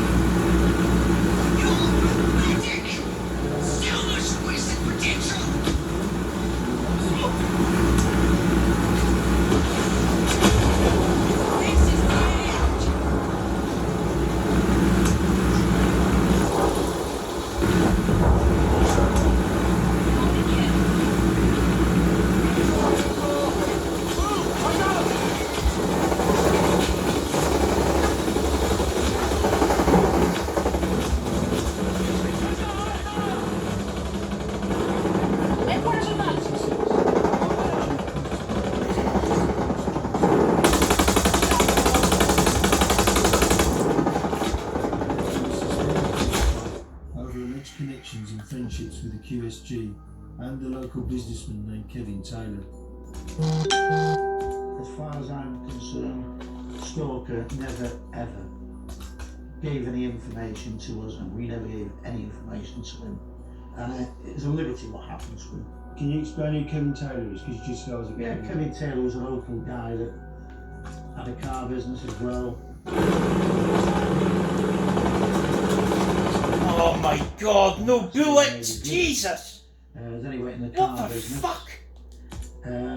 He became big in the Conservative Party. He became the treasurer of the local branch. And he started doing a lot of... It's no bullets, not I knew it. It's ridiculous. He built a lot of properties there, but still stayed powers with the firm. And on occasions, unbelievably shit weapons. I lent him money personally, which he paid me back.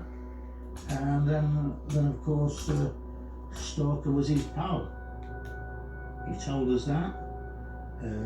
He never asked for anything out of us, Kevin Taylor, and we never asked Kevin Taylor if he could get Stalker to do any favours. Kevin was a stand-up guy.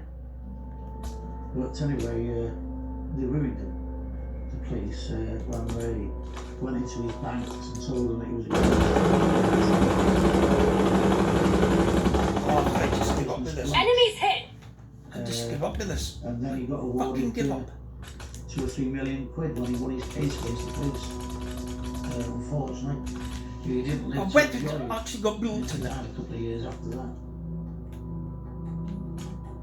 Jimmy is now a pensioner, living quietly in a residential community in the heart of Manchester. His days of work Hands down! No bullets again! You'd be serious! Everybody. Why's none of my guns got bullets? This is stupid.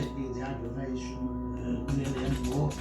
Most people, including Jimmy Swords, moved out of the city to bought the big houses, including myself, and we moved out, and of course we this is ridiculous. Still meet 2 or 3 nights a week and go out for meals together, and 20 and get the fuck out of the way. You know, part of them still do. Stupid.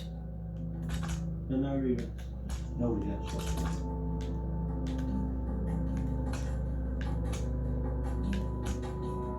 Jimmy's brother Arthur is one of the most infamous faces in Manchester. Once dubbed the Freddie Foreman of the Northwest, he works out of a scrapyard in I just give up with this game.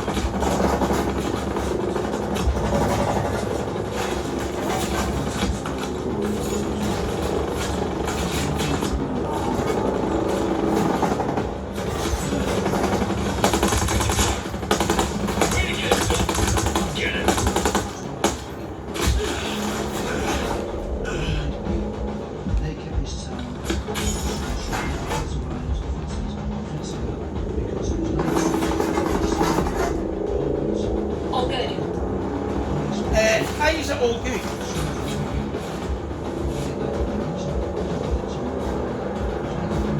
Oh, hurry up! Honestly, you're so slow.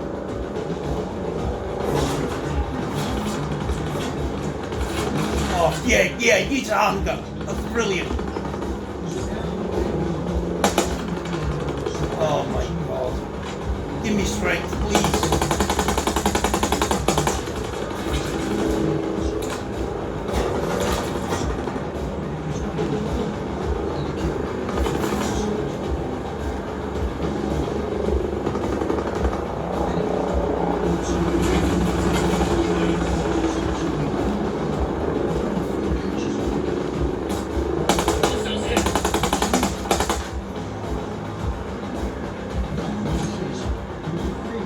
All clear here.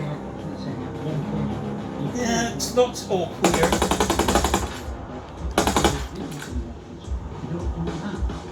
And so it became a verbal thing. It's just, it was acknowledged all over. Don't cause any fucking aggro. Oh my god. I mean, I've read it in the media. Okay, that was gay. Arthur Donnelly, pretty foreman of the Northwest. Who the fucking hell made that one? That's true. I'm sort of saying my fucking shit. I've got no Rolls Royces. I've got no Rolls Royces and one of these fucking pencils. And like, as regards my money, who can fucking rob me? It's I own this fucking gaff here. I think the implication of pretty foreman was gangsters. That's what they do, don't they? They can steal it. We do more for people in this town than a lot of people. A lot of hard working for people. And fucking giving one some fucking challenges and all that. No, we're regular people. And like we've lived our life. We never took a penny off a working man. Never. I mean, we are part of the history of Manchester. And I'm beginning to realise this. It's like, that's why I'm doing what I'm doing here now. I mean, and try to put records straight a little bit if you can. Which was impossible. The thing is, we are, and they are, all them lads shall remain nameless. They're all good kids and serve this town well.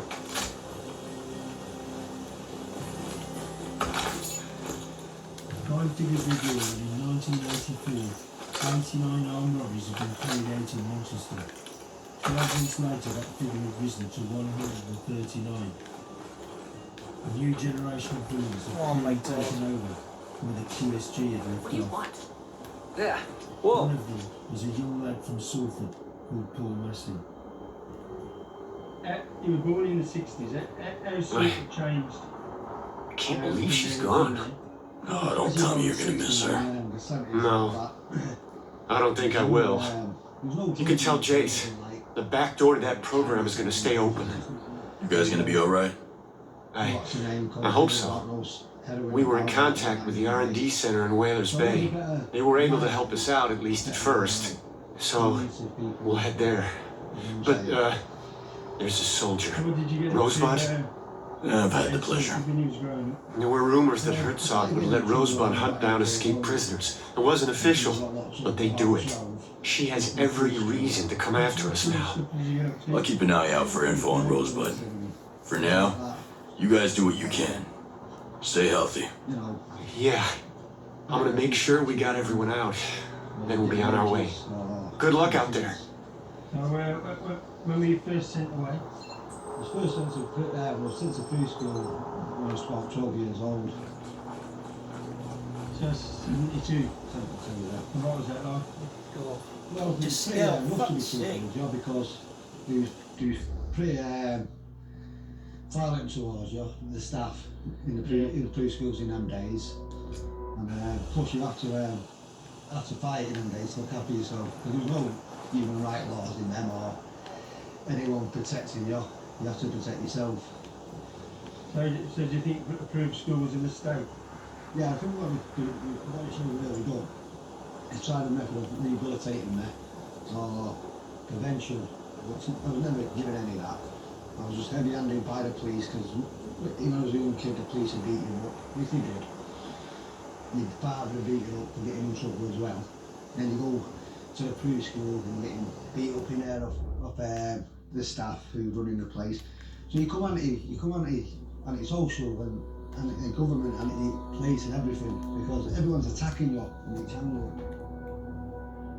Mass's antisocial behaviour and rebellious views came to the attention of Ken Keating, a well-known anarchist and political activist in Salford. Ken died in 2010, but his son Sean agreed to talk to him. It's no secret that they said Paul Massey was Mr. Big, and Ken Keating was like using, it's like his political aim was to bring down the council. Well, yeah, that's what they said. They said that, you know, Paul was the Mr. Big, the youth of Salford were the foot soldiers, and Ken Keating was this Machiavellian guy who was like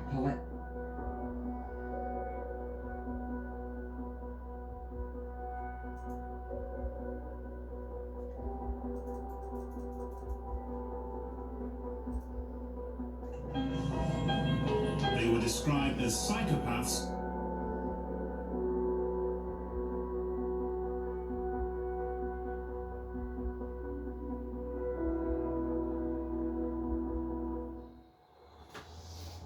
Will you ever see this coming? Look at his skill.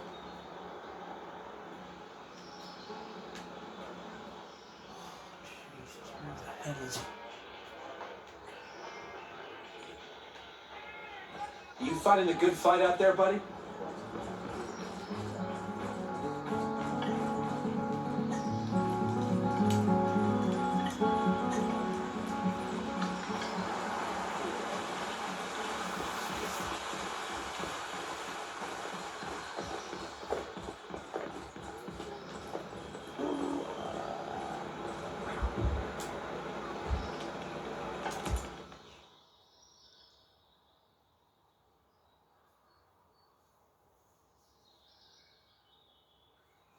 Hey, Jace, we made sure that back door is staying open. And the programmers? Bitch of a warden is forcing them to work. Most of them got away. Most. And the others? God. You don't imagine it. You know the risks, the lives. But you can't believe you're really gonna lose anyone. We do what we can, Jace. We lost some people out there today, but there are hundreds more depending on us. Yeah. Of course. Thank you for what you're doing out there. For all those people. And for me. Sure.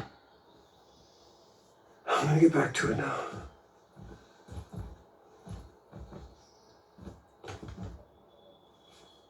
Let me know if you make any more progress.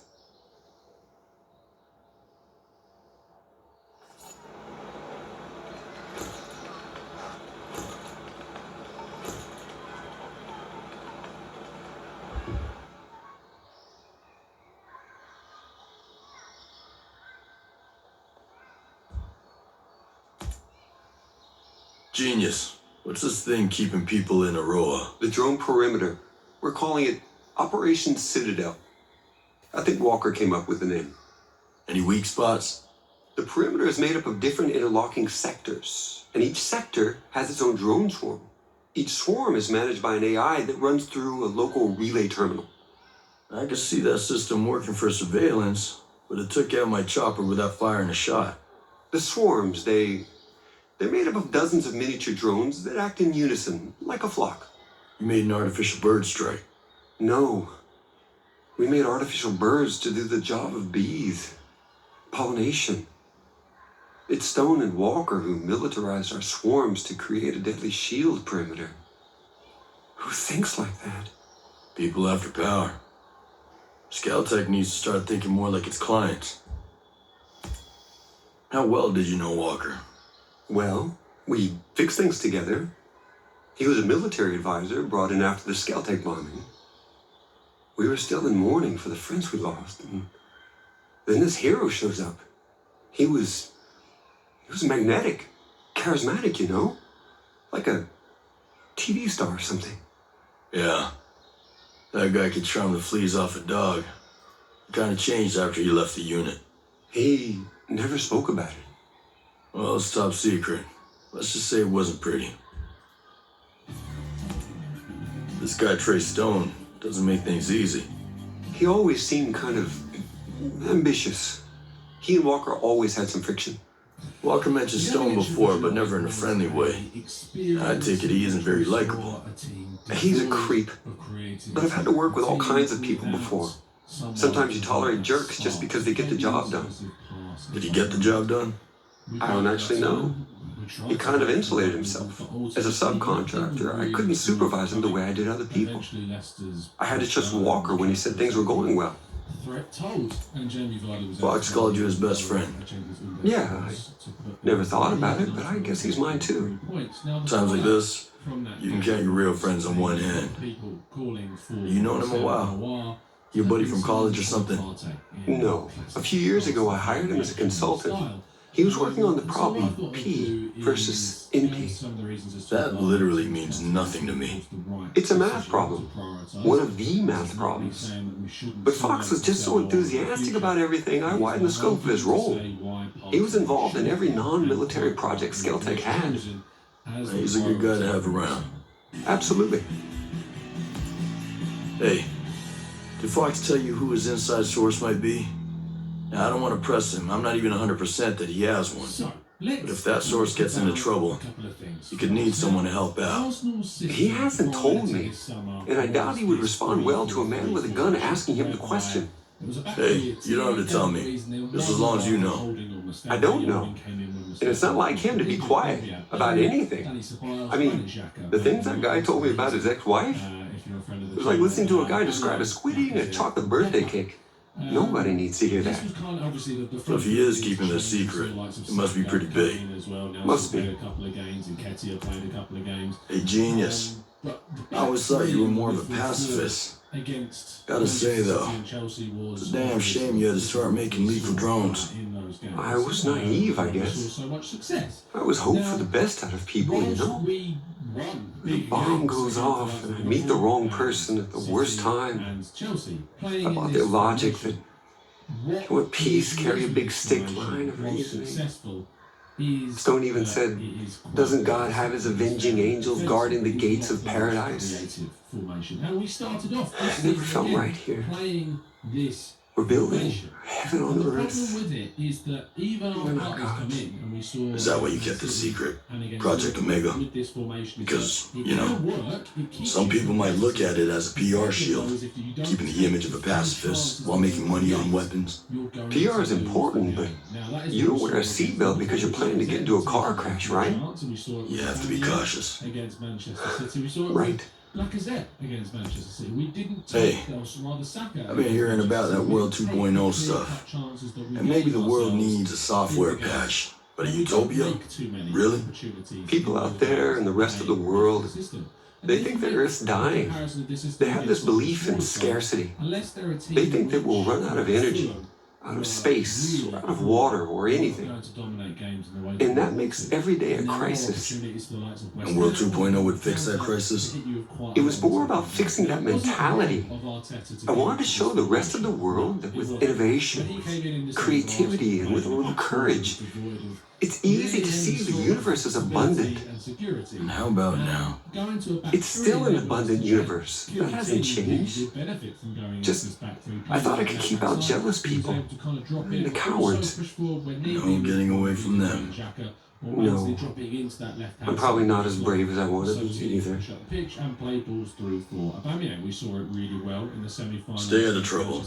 Focus is my forte. Great effect in the final against Chelsea as well. Tierney was influential in the passes in behind to get Aubameyang. Now this is the work to send those things, but we now need to change. In the summer we had decisions to make. In the summer the board, the recruitment setup, had decisions about what they wanted to do. Now the first thing is that when it comes down to Arteta, if you go through the right channels and if you look at the right articles and the right people, it is very obvious to see that Arteta wanted a semi-one. He really did want it. And if you follow through and you read through some of the things that have been reported, it turns out But Edu is the man that turned around and superseded that decision and instead chose for Arsenal to prioritise Thomas Partey. Now, I am in agreement with both of our manager and our head of recruitment, our technical director in Edu.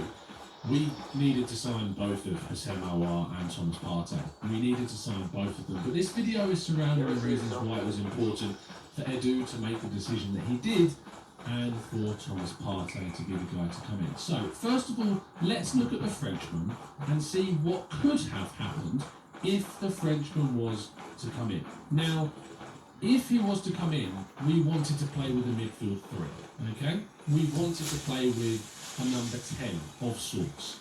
And so, that number 10 position, if filled by Aouar, would look, in my opinion, something like this. David Luiz is arguably our best centre-back alongside Gabriel right now. That's not saying he's our best centre-back. Gabriel is certainly, in my opinion, our best. But alongside Gabriel, David Luiz has been the best option. Mustafi's not really cut it. Holding's been decent, but not amazing. And William Saliba seemingly is not ready for first-team football, no matter what you think. Bellerin, Tierney, on those wide positions have worked. They can work, and can work really well. Pepe, Saka, and Aubameyang. You notice how Lacazette isn't involved here. I would like to see Aubameyang moved into the middle. Now, in behind Houssem Aouar is Granit Xhaka, and then one of, in my opinion, Dani Ceballos and Mohamed El-Neni. That's the choices that we have to play in this deep midfield role. Whether or not, if not getting Partey meant Torreira would have stayed, I don't know, but we can only talk about the hypotheticals of the players that we have currently in the squad.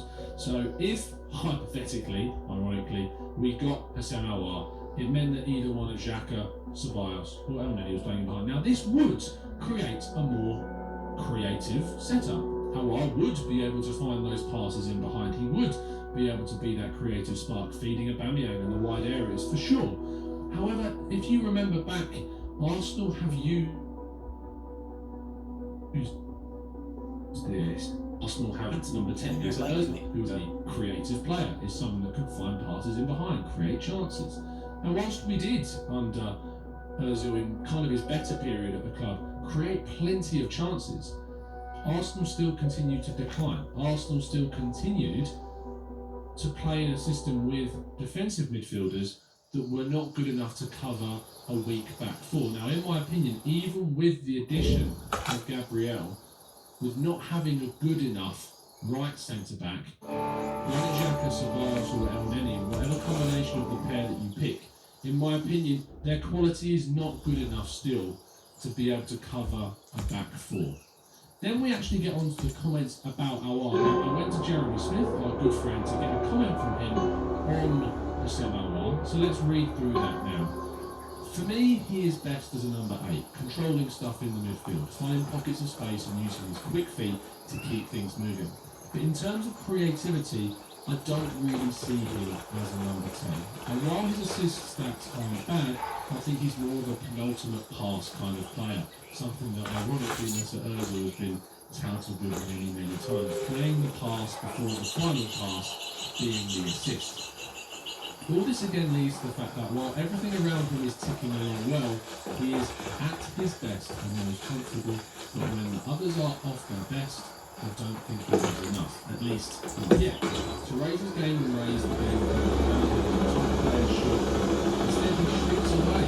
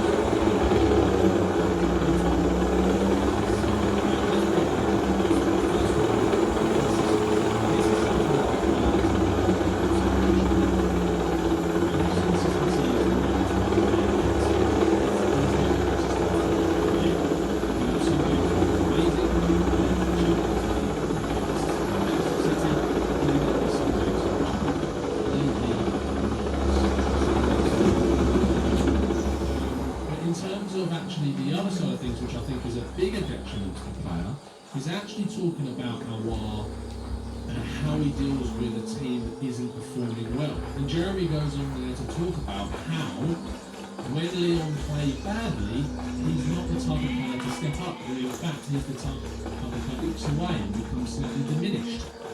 Now, the difference between that and Thomas Partey is stark. When Atletico Madrid are bad, Thomas Partey is usually a standout player, not someone who dropped down to the level of the team. He's someone that is consistent without measure. And the two performances that we've seen from him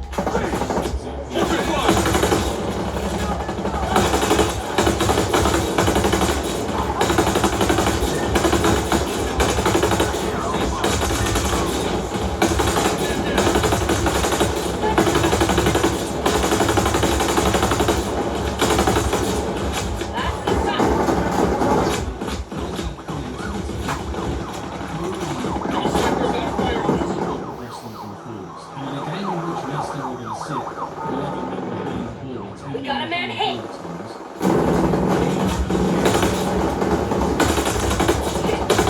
He's ready to fire!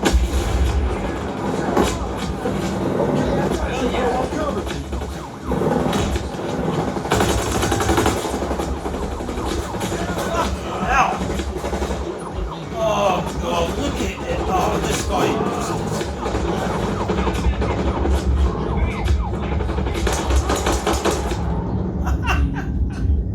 Oh my god.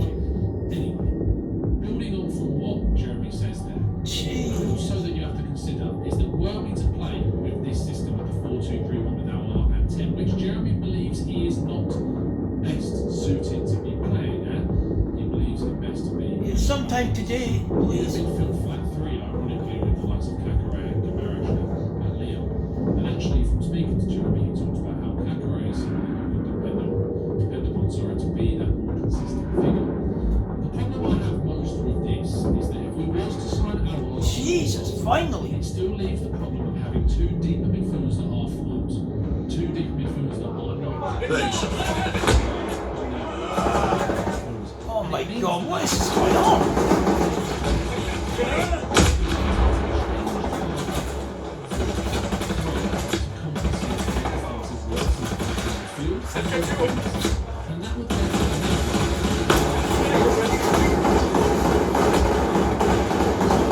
This guy's ridiculous. Look at him! Oh my god. Hilarious. Just die already. Useless. So fucking unfair. Cunt.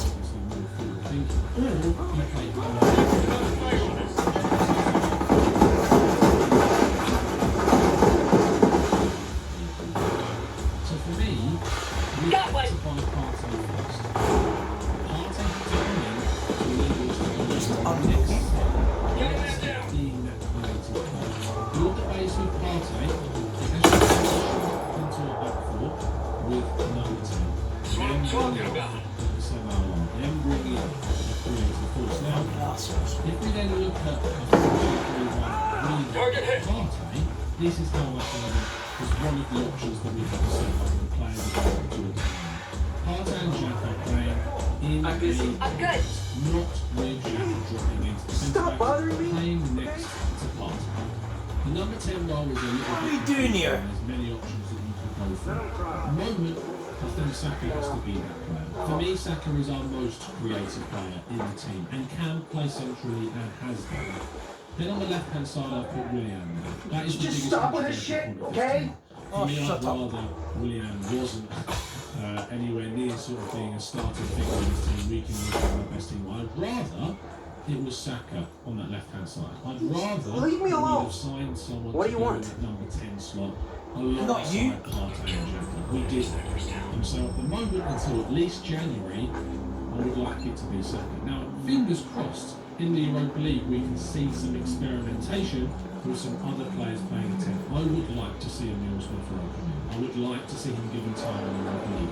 If he really turns a corner, If he really Appreciate performs you. in those games, there is no reason why you can't give him some minutes to try and experiment. There might be some intel here. To flourish in the Premier League. If it doesn't work, it's an experiment. It didn't go to plan. But at the moment, we've not got too much to lose in trying to add creativity to this team with the players that we've selected for our Premier League and European teams. Willian, Pepe, Aubameyang as a front three is a possibility. I believe that Saka should supersede Willian, but there's no one in my mind that could be more creative in the number 10 role. You could put Saka wide and put Ceballos into that central attacking midfield role. I have concerns about the Spaniard that he might have transitioned too much into a more defensive, or just sort of another 6/8 type player, where he couldn't really operate as well as Oh my god, this guy is just taking the piss. There's lots of things. What I will say is the impact that Partey is having on the fullbacks is already being seen. These are the heat maps for Tierney and Partey. What is he doing? Against Leicester City. Release her! Oh my god. Thank you. Kind of skewed from the left-hand side when he was deepest because of how much Xhaka was dropping in.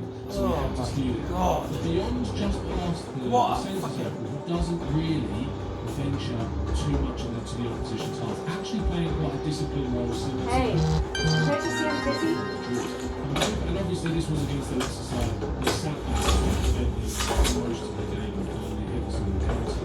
Partey against the other sides that will come up to us, real attackers. Maybe we'll see it more against Manchester United. It'll be interesting to see the comparison that he has in those games. But what you can see from especially with Tierney, is how far up the pitch those fullbacks were able to travel, knowing that Partey was there, and even though we only had two centre-backs defending. Bellerin, I feel, was a little bit more, you can see now, a little bit more disciplined, a little bit more wary on that right side. Knowing that Xhaka was dropping in a lot on the left side of the game. You're in my personal space. We need to break away from that, because by Xhaka dropping in, it really did limit us. And it kind of, we lost that midfield advantage by Xhaka dropping in a sense that we team in control. By Xhaka dropping in, you then lose that midfield. And why? So we're building push players forward. We've been confident now that Partey has the ability to cover us. But ultimately we haven't quite grasped that aspect yet. The biggest challenge of this video is for Partey. What does he do? How does he change things? How does he experiment? Is he going to be brave? When we come up against Manchester City this week, now it's coming around very quickly, he's got a decision to make. He could either choose the system that we've seen So thankful, really. against some of the bigger sides like Chelsea, Man City, and Liverpool last season. However, from this season, what we have seen is unfortunately that system keeps us in the game, makes us competitive, and ultimately does shut down quite a few of their attacks. But ultimately we create few chances, and when we do, we've been very unfortunate and sometimes just a little bit silly to not take those chances. And if that happens against Manchester United, we will lose the game.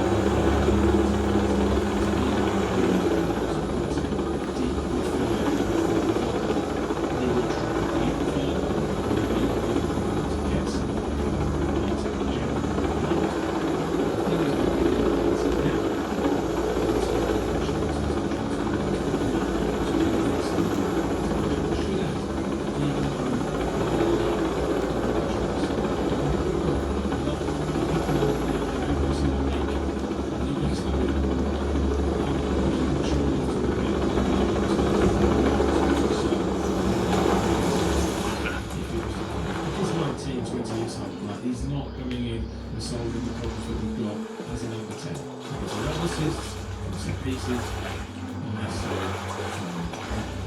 I think he's a fantastic young talent to transform into something world class. But in January, I want to see Arsenal bring in some really transform us in a number 10 role. I'm not going to be that person. I have reservations, and I think they're quite rightly founded based upon what Jeremy has said. I missed that earlier on the video that we spoke about the previous comments.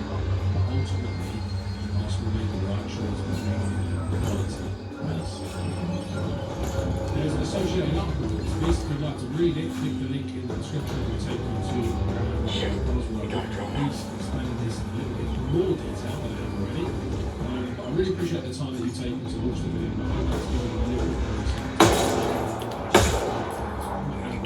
Why to ask me about transparency.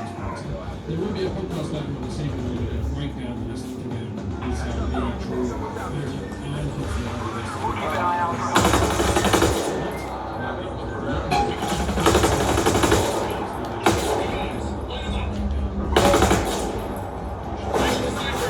subscribe to the channel for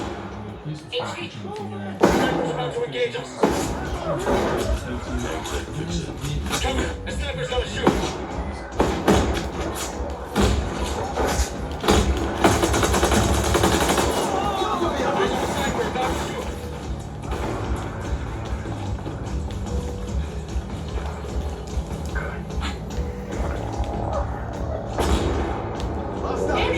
Fucking sniper!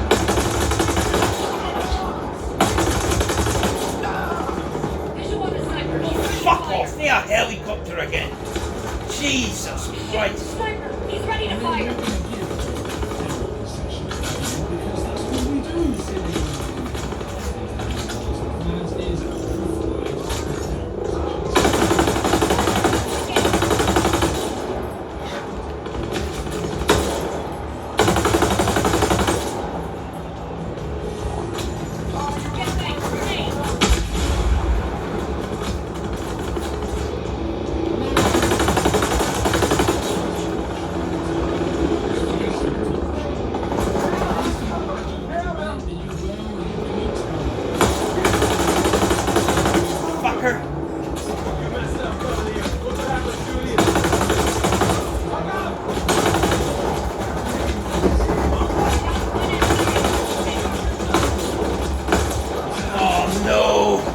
Stupid fucking gun!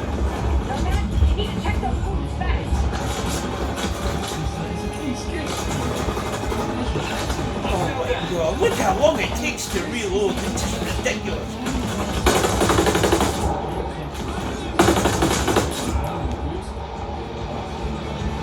Where's my fucking team?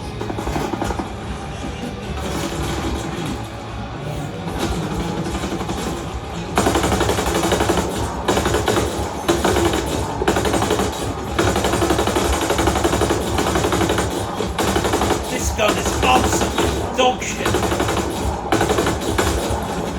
Oh my god, just shocking.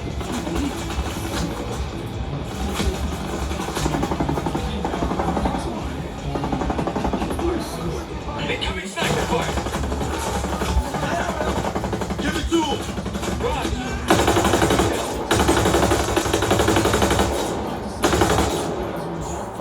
Bastards!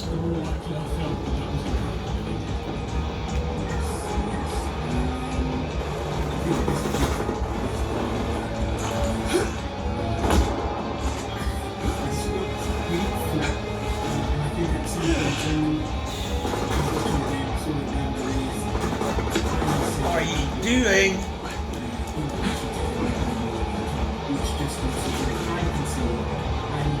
What is he doing?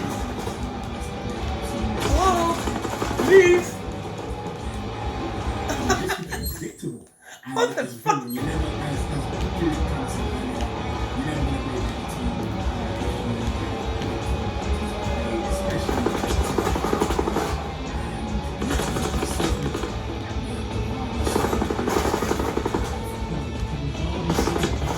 What is he doing?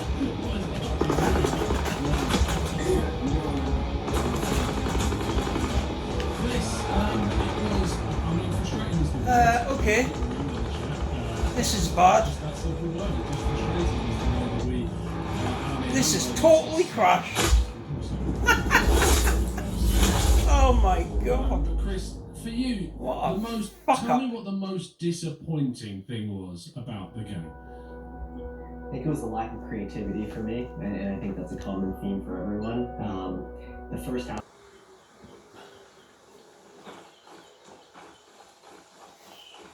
Yeah, no shit, it's been dangerous.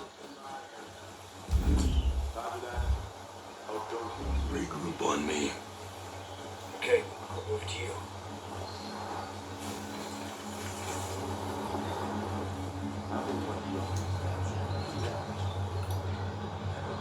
Bad guy spotted.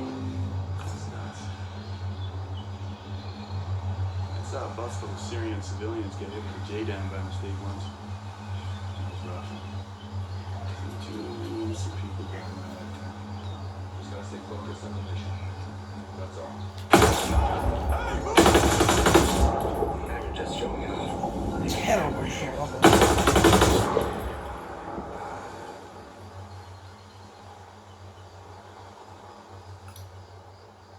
Located a bad guy over there.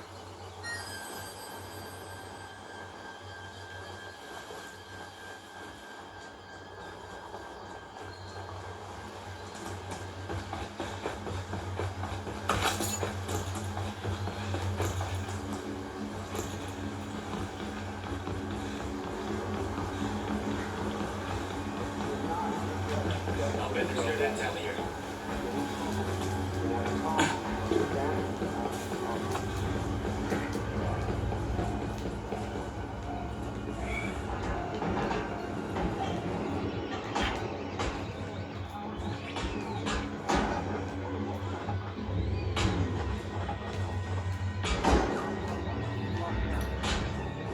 Sniper. Oh, sniper, Jesus Christ.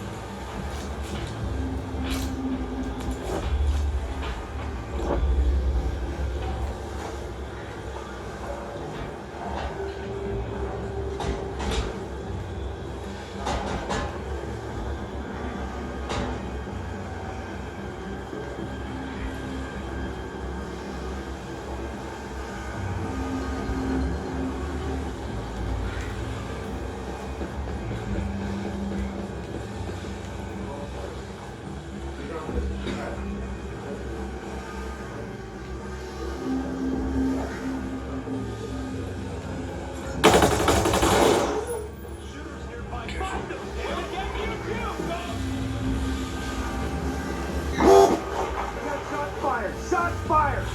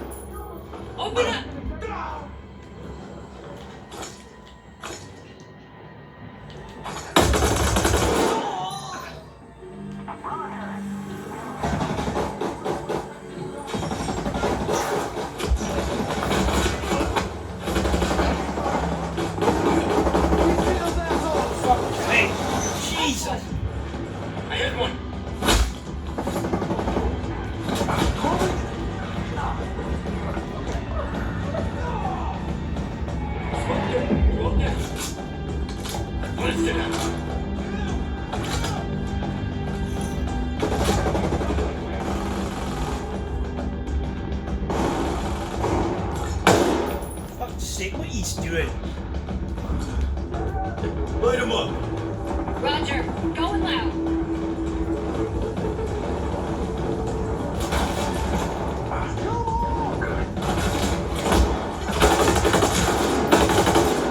Excellent work. Get him.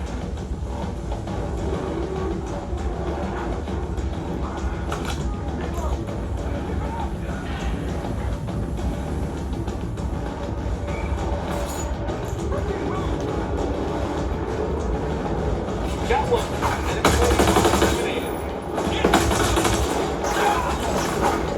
Fucking helicopter!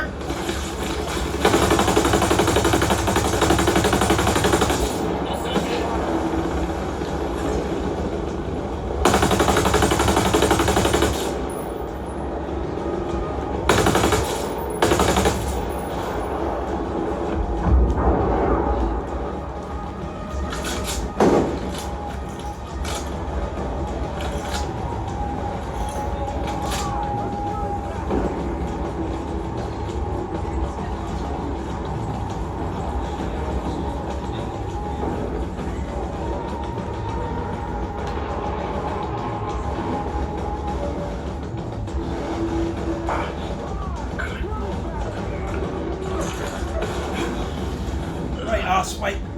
Get up.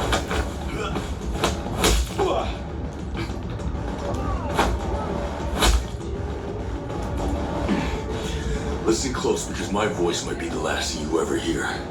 Now, where are the scientists from Cromwell's team? You heard it all. There's nothing left to tell you. Useless cunt.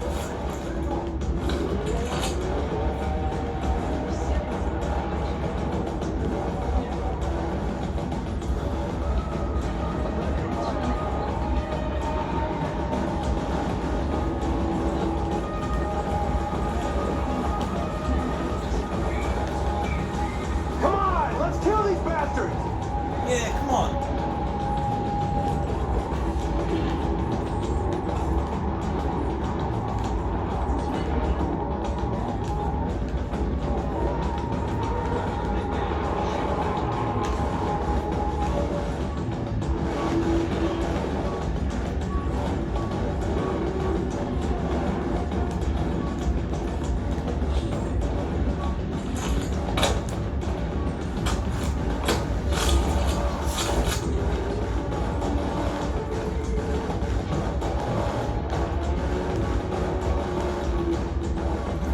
Man, what are you fucking doing here, like?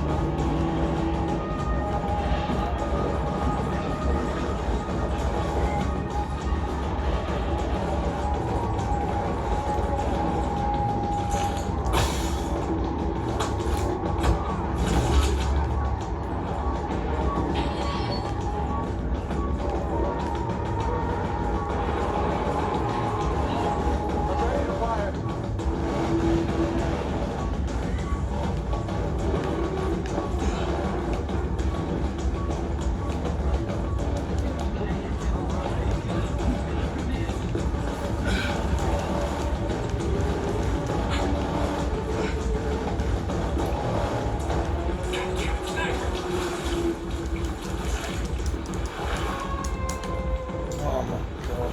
Idiot.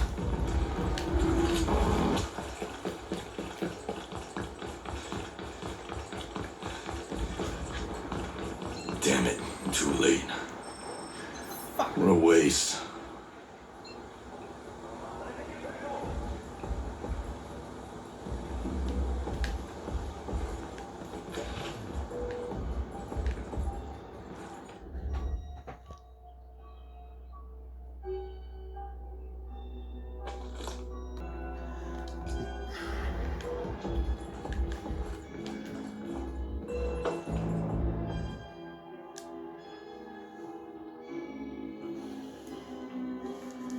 Oh man, don't hurt me. Please.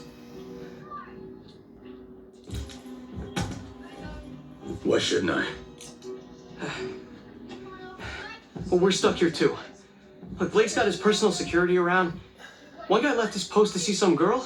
They declared him a deserter and beat him to death. Sounds like you got it rough. Blake's meaner than you are. I'm not even supposed to be here. I'm supposed to be sitting behind a desk in the surveillance center.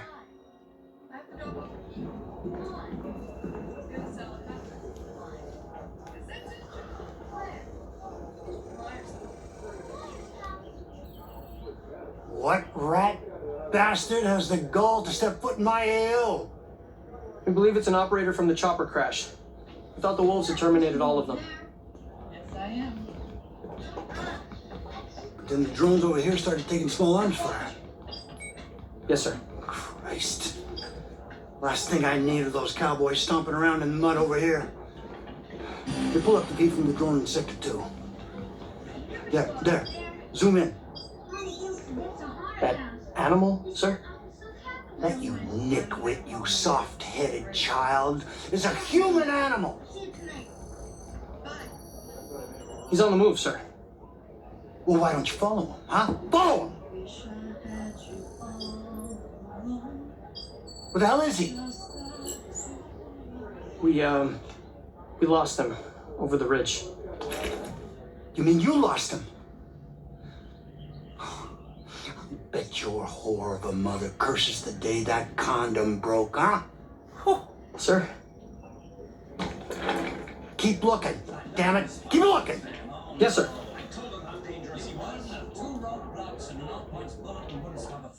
It was your patient, Doctor. If precautions weren't strong enough, you should have told somebody. I told everybody. I couldn't find you with a drone, so Blake sent me out here. Told me to find you on foot. You're in the wrong line of work, man.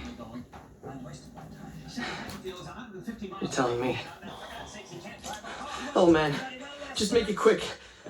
I don't really like pain. You're a waste of a bullet, man. But since I can't have you alerting anyone,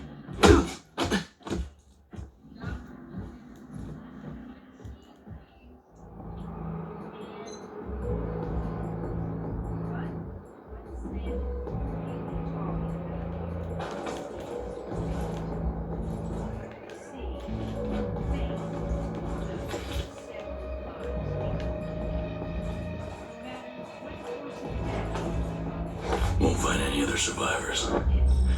Better move on.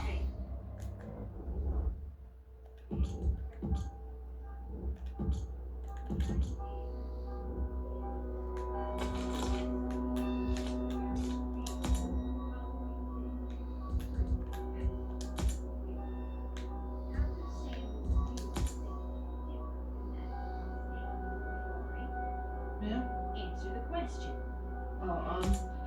Costain wrote that fate was somehow related only to religion, whereas Samuels felt that, well, fate was like a natural element, like earth, air, I've seen that. and water. Right. Samuel's definitely personified fate.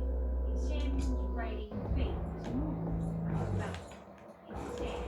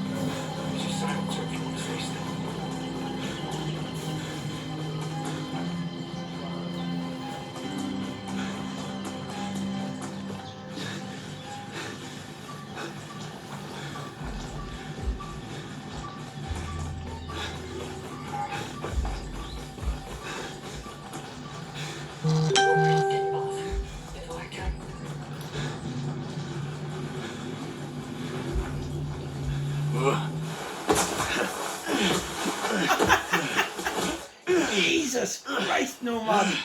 What are you like? Oh my God. He is coming to heaven.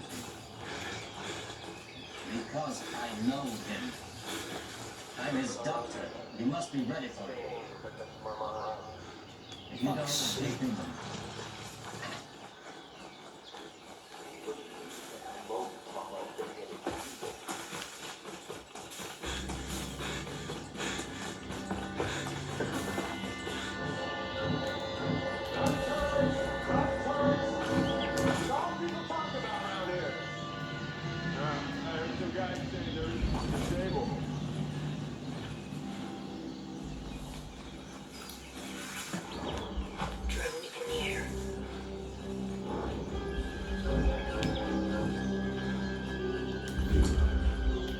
Move to my location. Copy that. We'll come to you. I see a sniper.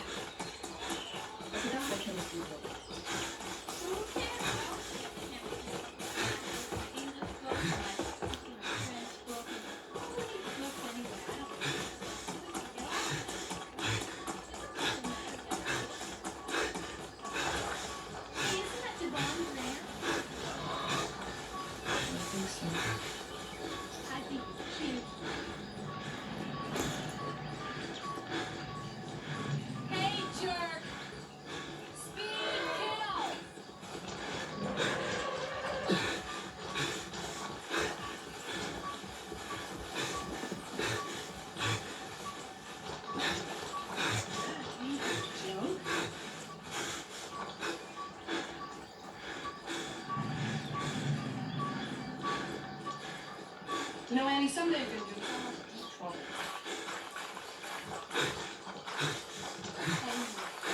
I hate a guy who's tired. You would. Well, are we still on for tonight? I wouldn't want to get you in deep trouble, Linda. Oh, come on, Annie. Bob and I have been planning on all week. All right. Well, let's leave at 7. I'm babysitting. Fuck, where are they? Oh, terrific. Here. 3 choices. Watch the kids sleep, listen to Linda scream around.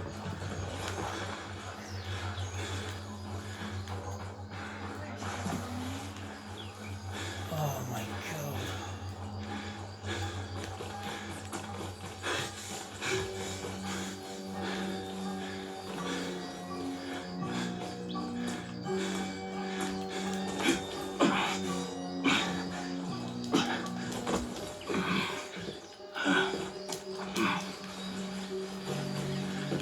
Where is this fucking place? Jesus!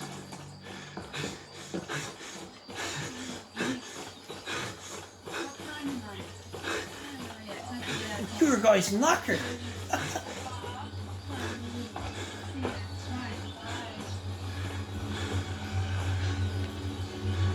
Great.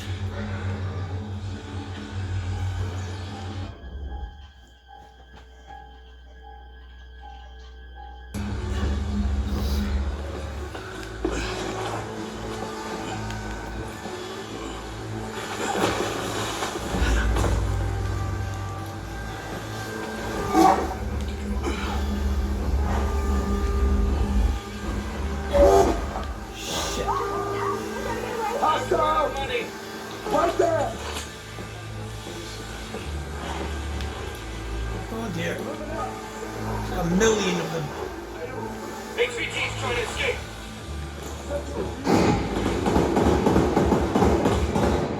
Enemy crawling down. Alright. Helicopters.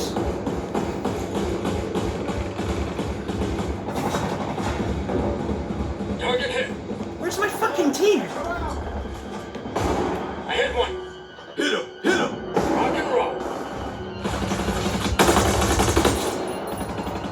Boom. Clean hit, boss.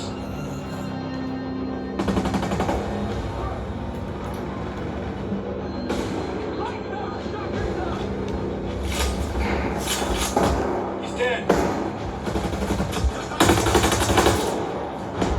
Back to commander. Enemy radio operator down.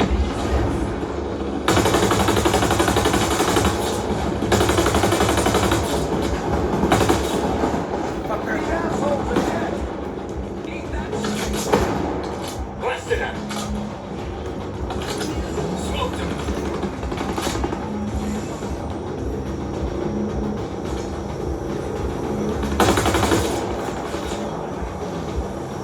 PC. Hostile orders incoming! Got him in here.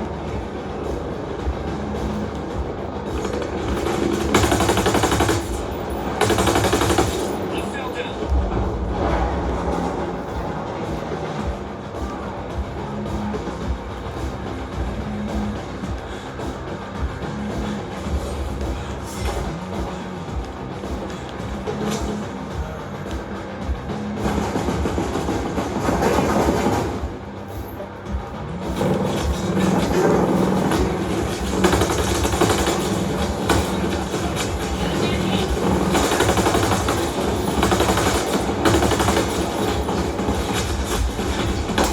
What the fuck?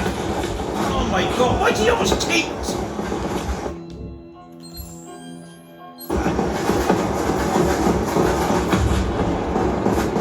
Get down now.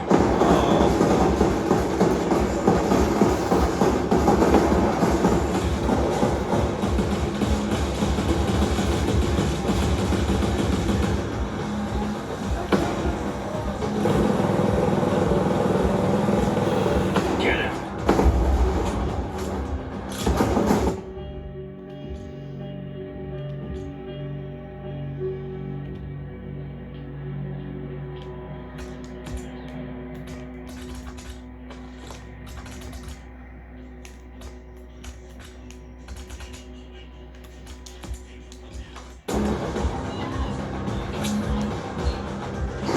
What the fuck? Close one. Get that proper gunman. Got a man down.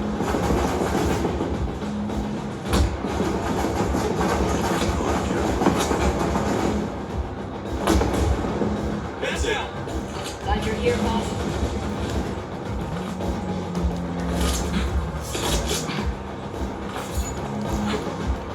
Man is hit!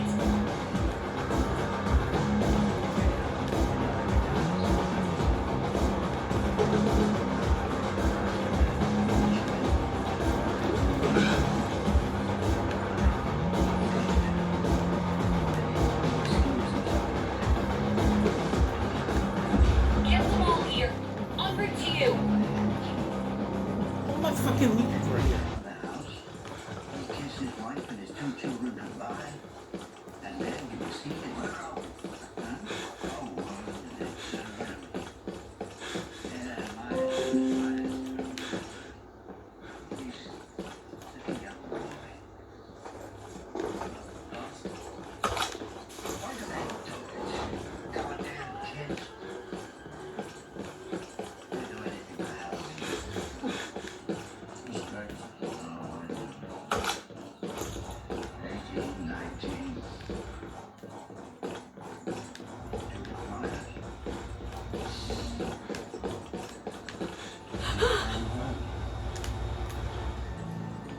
Greetings. I'm looking for someone. Someone dangerous. A wolf sniper named Rosebud. She's out here hunting survivors. You heard anything about her? Here's what I know. Thanks. Take care of yourself. What? Jesus. That was helpful. My God.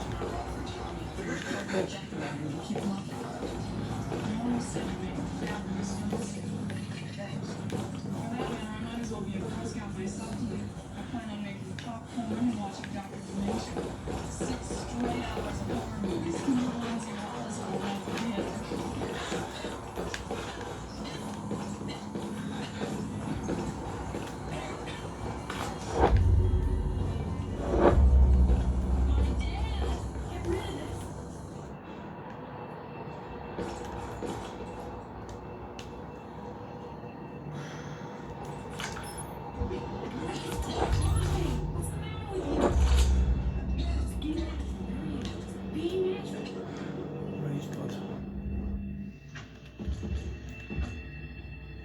Hi, Eddie. Laurie. Hi, Dad. What happened? What? What happened? Somebody broke into the hardware store. Probably kids. You blame everything on kids. And all they took was some Halloween masks, a rope, and a couple of knives. Who do you think it was? It's hard growing up with a single father. Aren't you going to be late? Huh? I said, aren't you going to be late? He shouts, too.